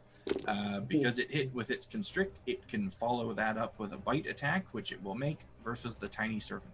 Scabby Rooster, thank you for that raid. Question. That seems like something it has to do against the same target. It does Usually. not. Okay. As long as it hits with the constrict, it can make the bite attack as a follow-up. Thankfully, it's not restricted to that same target, or I would throw these monsters out and never use them again. Does a 17 hit the tiny serpent? Oh, yeah. Okay. That's going to be... Can you do 7 damage? Yes, it can. There you go. 9, Finally got that tiny 12, servant. 16 piercing plus 3d8 poison. Yeah. Which it's immune to, but it's enough. It's enough. Oh, My the monsters finally 16 did piercing something. does it. Yep. Move him over there. And it's got some movement left. So it is going to use its movement to dive down beneath the surface of the water and swim away. It does not want to get anywhere near those humans or the hag casting Spirit Bomb. That brings us to that one. That one is dead. Brings us over to this one, which is face to face with Iza. It is going to...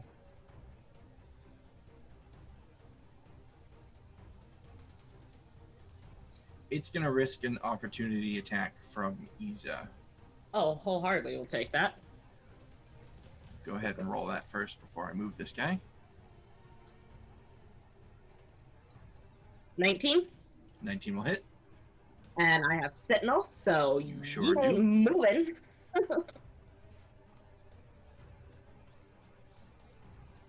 That will only be 6 damage. 6 damage. Gotcha. Okay. So it tries to move around you, and you root it in place, and it turns to look at you and is very angry. Boop to snoot. But is it angry enough to not help its friend? Let's find out.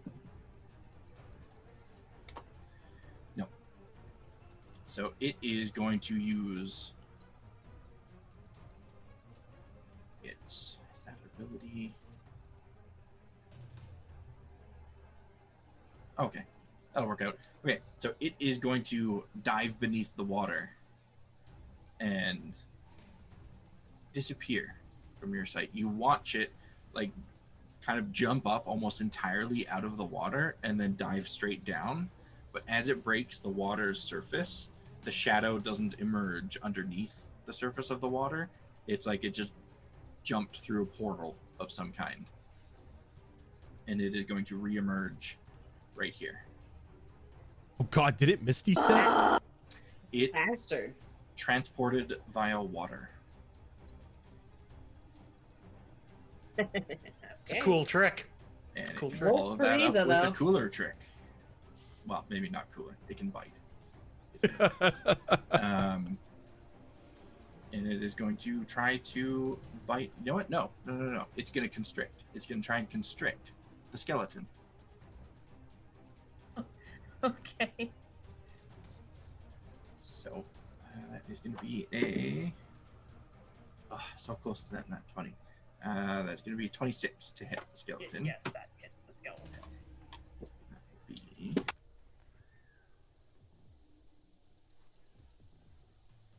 15 bludgeoning. Okay. Hits the skeleton. And the skeleton is grappled and restrained unless it is immune to any of those. It is not. Okay. Let me double check actually. Let's see here. It is not. Which is interesting because it's a ghost. Okay. And where did my grapple thing go? It's around here somewhere. There it is. Okay. That is the end of that thing's turn. Isa, you're up. It saved me the disengage, so I guess I'm going to turn up here. Now, from my position down there, could I see, because the bear did call out to me, so I was kind of paying more attention to what was happening up here now. Did I see the skeleton stabbing at this thing that's under the water? You saw the skeleton kind of like slapping at the water. That's enough for her. She's going to go ahead and attack down at the water with her sword, Okay. if I can. You can. Let's double check the reaction on this thing first. Actually, a couple things first. Remember this for once.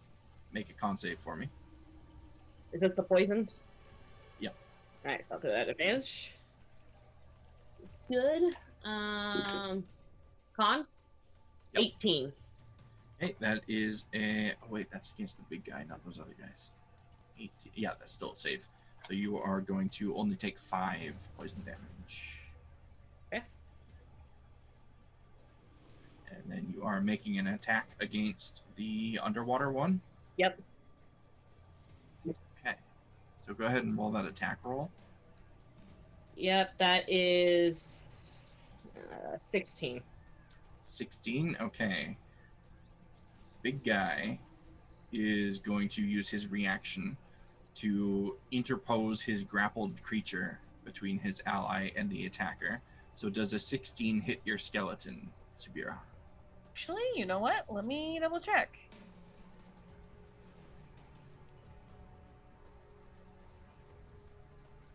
Let's see here. What level? It's the spell. Meets it. So yes. Yep, so that will hit. So go ahead and roll that damage, Isa. This guy's done. That's a 5 slashing. Okay, that's okay, because that's against your buddy. Yeah, well, there's only 1 on the damage die, so that's annoying.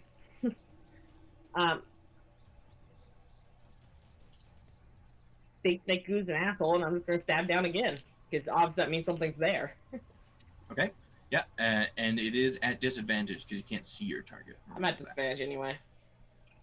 So, Super Double disadvantage. yeah. 14 and 7 is 21. 21 will hit. Awesome.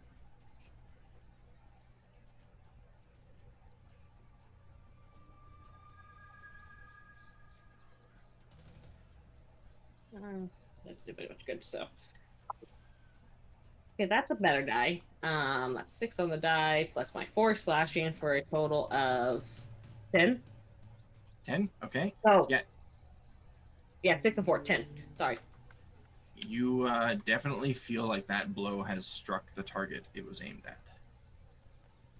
Because you can't actually see the target, you don't know their current state, but you did most definitely hit them. Don't feel like attacking something underwater is wise with a shield. Big flat surface coming out the water.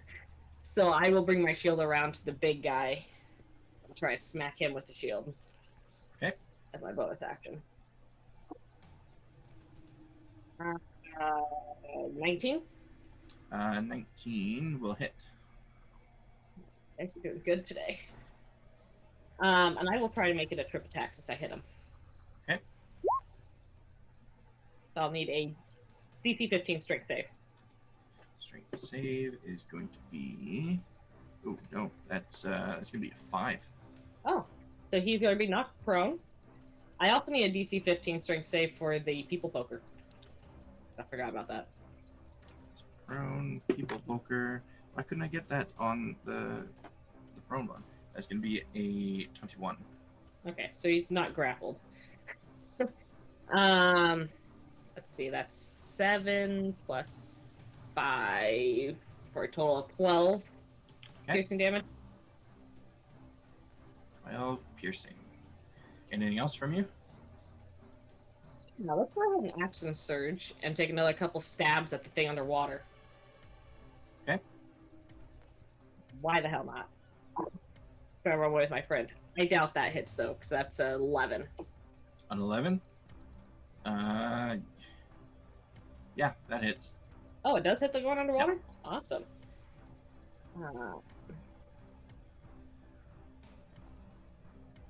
I'll go ahead and make a maneuvering attack with this one since I hit it. Okay. I'm allowed Sabira to move if she wishes. Okay, so Sabira, you can move up to half of your And- movement speed without invoking an opportunity attack. 14 slashing. Okay, Iza, with that strike, you feel like you're just chopping at a piece of meat on a butchering block.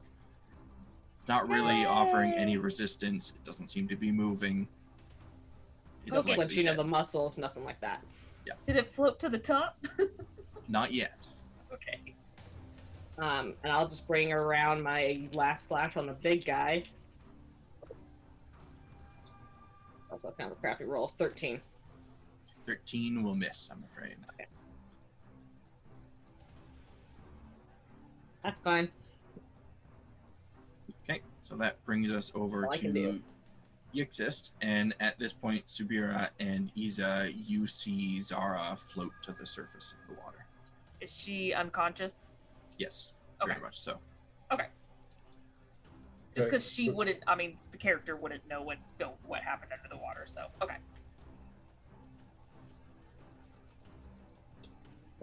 Come there. So what can't I see of what's going on? What's your passive perception? 11. 11. It's not great. You can see Iza was chopping at the water, but has since stopped and redirected her attacks at the big guy there.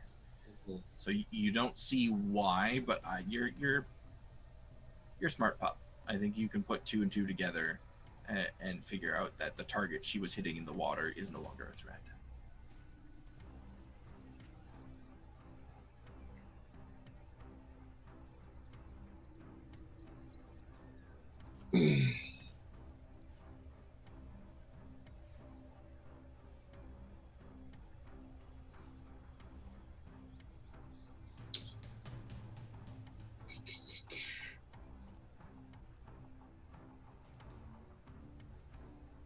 Okay, I think I'm actually gonna use something I haven't used in ever.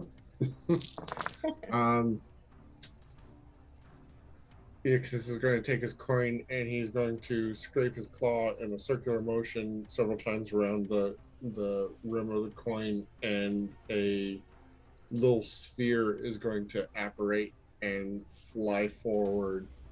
And he's casting Chromatic Orb at 3rd level. Nice.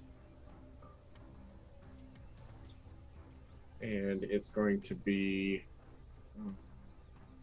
thunder damage. Thunder damage. Okay. And he's gonna shoot that straight at the big bad snake. If you hit hard enough, you have a chance of knocking off its concentration too. That's what I'm hoping for.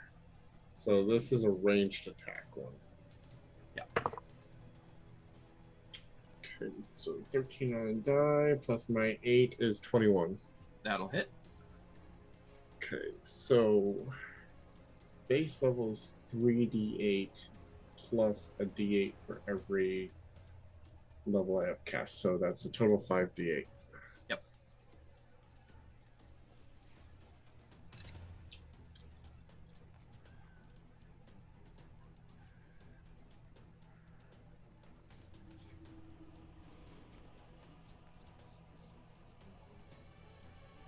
Uh, 27 points of thunder damage. 27 points of thunder damage. Very nice. That's a big hit on that guy. That is going to be a DC 13.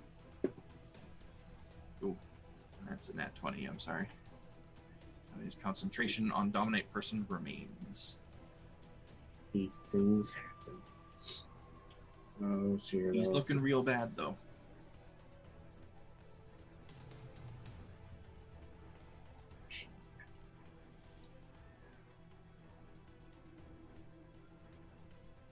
Yeah, I think Ixis would just move here and try to, further exaggerate the deception of the hag by, shouting, "She's almost done!" Well, It's worked almost on the one that ready. ran away. And yeah, that's it. That brings us to Xerax. Xerax, Xena called you a dragon and she attacked you. Okay. My big question is, since the... Wait, I see Zara, don't I? You do see her bobbing up on the surface of the water now. Lovely. Xena can do Xena things. Okay, Xena, if you want, you may take that opportunity attack. Okay. I'm making her make these hard choices. It's like, do I want to burn that now? Well, I don't think I have a choice. Yeah, unfortunately, with Dominate Person, you can force somebody to take an opportunity attack. Yeah. Okay. Oh, I rolled low. Ish. Probably still not low enough, though. That's gonna be a...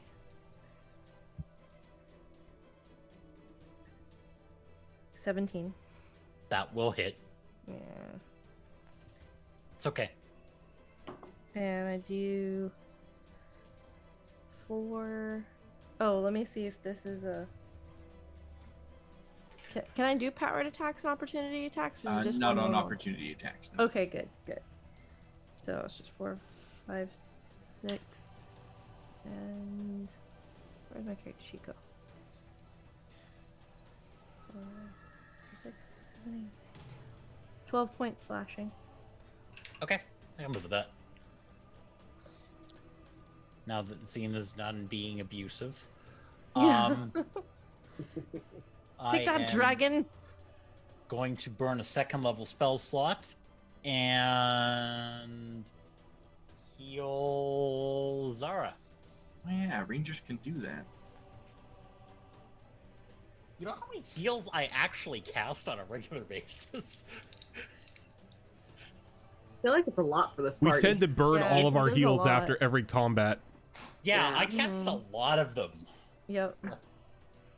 Not great. My dice don't exactly love Zara tonight, but you can have another 6 hit points. Okay. You're not Right. dead. It's fine.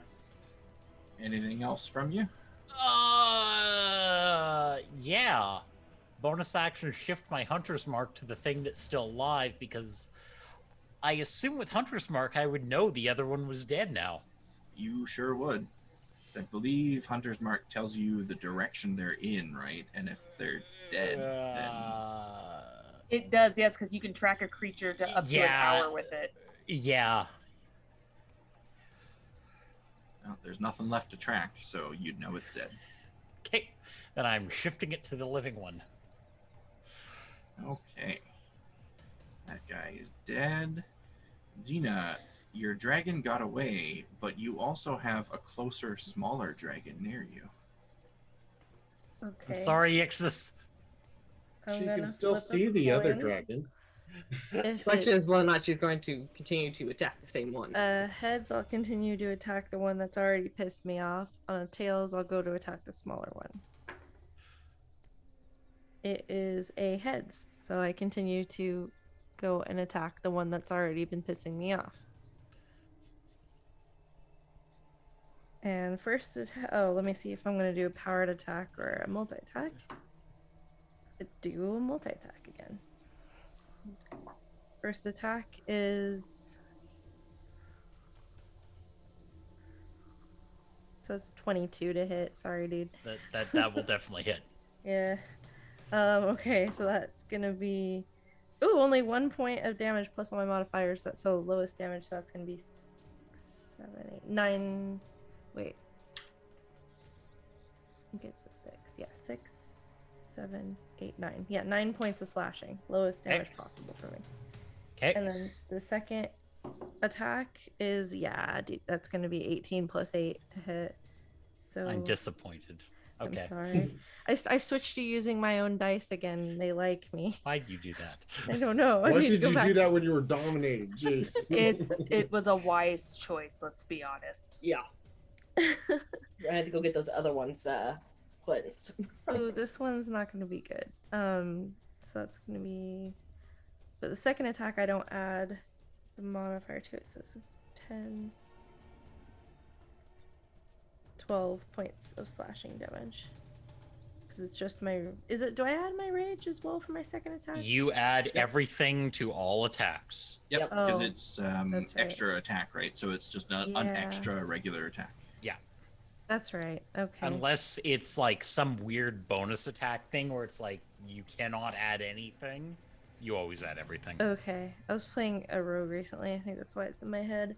So 16... Yeah, 16, 17, 18 points of slashing damage then. Still fine. Okay. Why won't you die, dragon? And I believe I'd like to You ask an important also- question. Does that hold up when the caster is dead? when the caster dies, the spell goes away because it's a concentration spell. But Xena, I believe you also have an exploding fairy if you want to use it. Oh, I do. I do have an exploding fairy. I can do a couple of different things on my bonus action, actually. So, let me see if I'm going to use my Storm Aura or my fairy. Head Storm Aura, tails fairy. I hate to say it, Tails. but you have Fairy. a lot of little dragons around you right over there. Yeah, that's why I was hoping for Storm Aura. I know.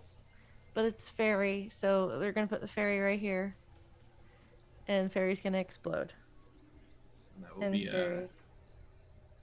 save from Sabira, Xerax, and Zara. What save? Oh, what kind of save? Dexterity? DC 12. Jesus. Throw a Nat dice. 20. Oh, You it's a take no 12 on the die. 18. No damage. No damage for anybody. Oh, thank God. As My this dex little sucks. fairy who used to be golden, but for some reason is all red now.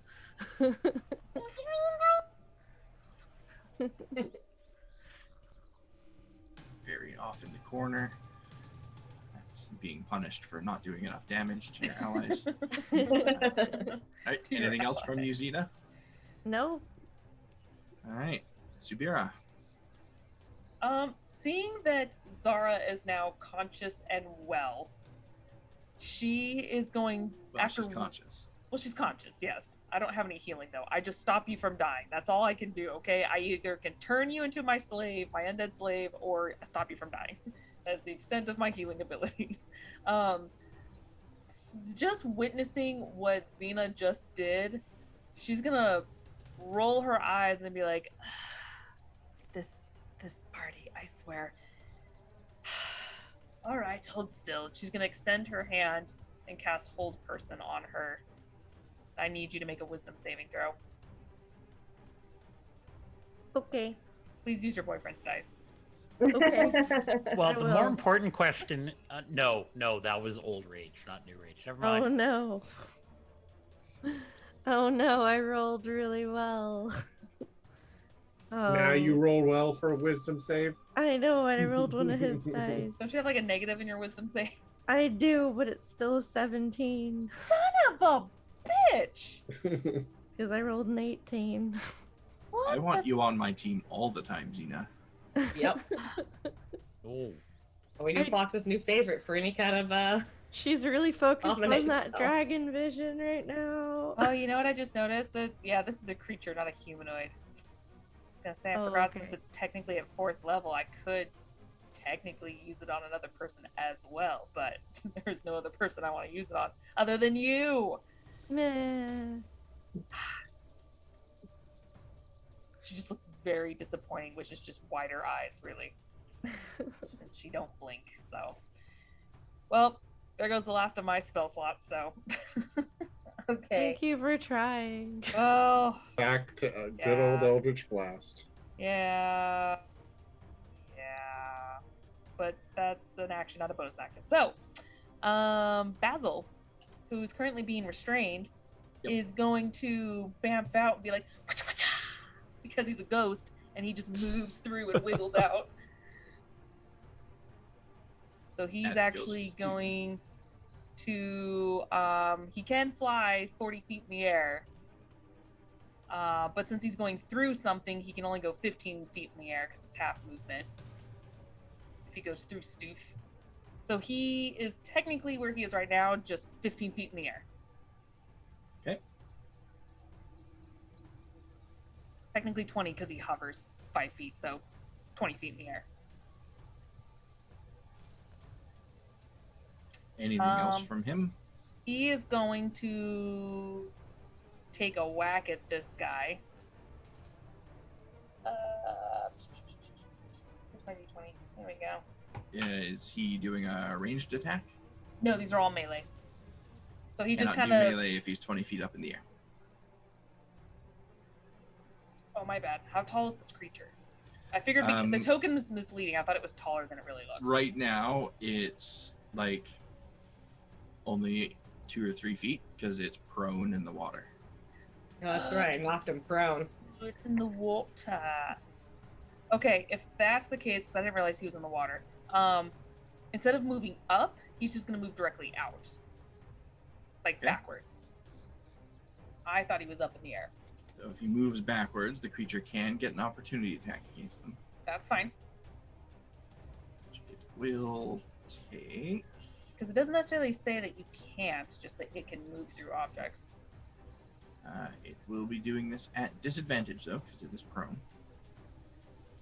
And can it do this as... I don't Basil's hanging on. He's hanging on. No, I don't think it can do that as an opportunity, unfortunately, so it'll have to try and bite. That is going to be a dirty 20 to hit. It does hit. And this is just the piercing damage. Okay.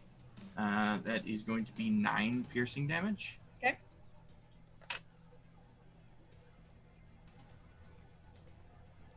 That's it? Yep. Okay. And he's gonna attack. Let's see, that is a 23. That'll hit.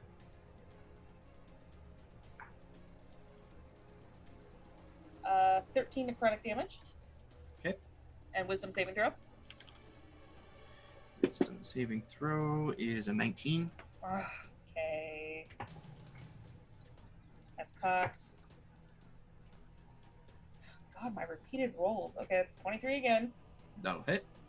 I mean, it hits, so the repeated roll is a good thing, right? Yeah. That's lower though. That's 6. That's 11. 11. Necrotic damage. Okay. And another wisdom saving Another throw. wisdom saving throw.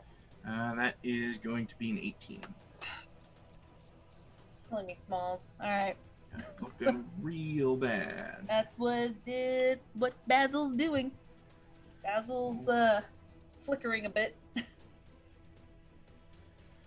Zara, you come to floating on the top of the water here. You are no longer grappled. Let's get that off of you. You are technically prone, but you stand up for half your movement if you want to. Yeah, I'm gonna do that. Quick glance around the battlefield tells you that the only threat is the one right in front of you.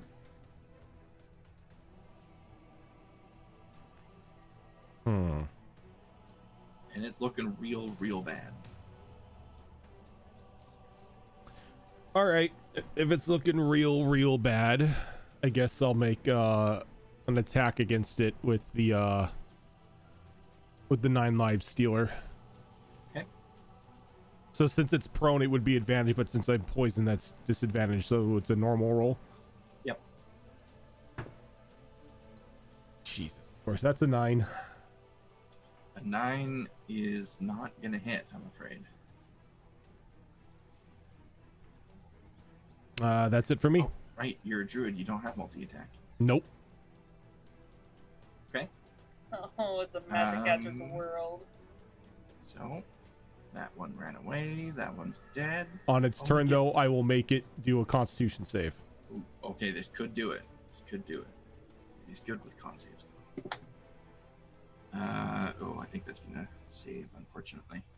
It's a 22. Yeah. Oh, that would He be needs awesome. a 15. Yeah. Would have been justice for Zara, but it saved. So, in that case, Oh, did it have to make concentration checks when Ghosty Boy hit it? oh yes, that's right. Thank you for that reminder. The first hit was I think it was 13. 13, so that'd be DC 10. Concentration remains. That was a 19 on the die. Second hit was 11, I 11. believe. So Yeah. another DC 10. And yeah, that's it. It's 18. So Okay. he's still concentrating on the dominate person. And he is going to remain prone. He's going to use his action to disengage, so nobody gets opportunity attacks on him. But no, ignores disengage. That's right, it does, doesn't it? Yes, it does. So I'll take that opportunity attack, please. Okay. And since he's prone, I get advantage, but I'm not disadvantaged, so straight roll. That's a really good roll. That's an 18 on the Get a die. good one, because he's got advantages in the water. 18 on the die plus 7 is 25. 25. Does he have anything he can do here? Because I believe you could do enough damage with this to kill him.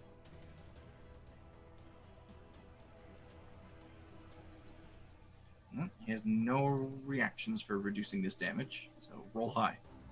Let's hope. My 1d8 is high. I can't do anything to bring it up. Okay, that's not bad. My sword is going to be a total of 10 slashing.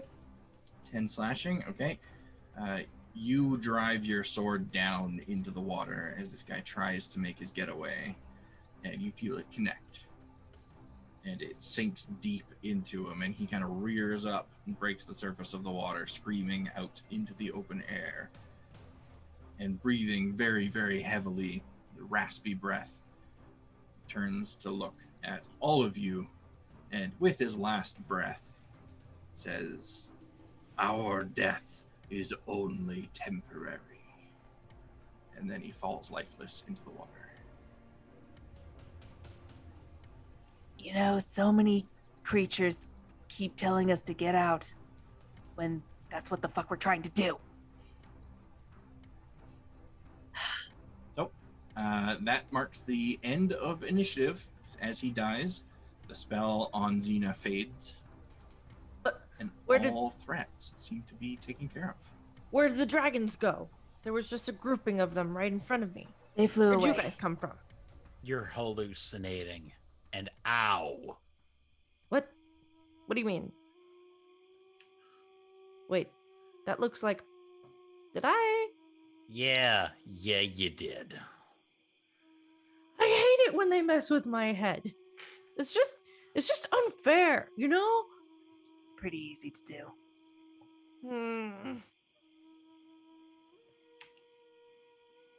So Sorry. after a minute or so, the poison that is on some of you fades, and you are feeling like your old, broken down, worn out selves. And I think we are going to go ahead and call it right there, because we went half an hour over. I apologize for that. I was Thank not you. expecting the advantage of a successful dominate person to help me out there. But it worked out well. You guys took care of it. So thank you everyone for sticking around to the end. We have several shows that we do on this channel aside from this one. We have our Tuesday show, which is Destiny Forged. It takes place at 7:30 p.m. Pacific.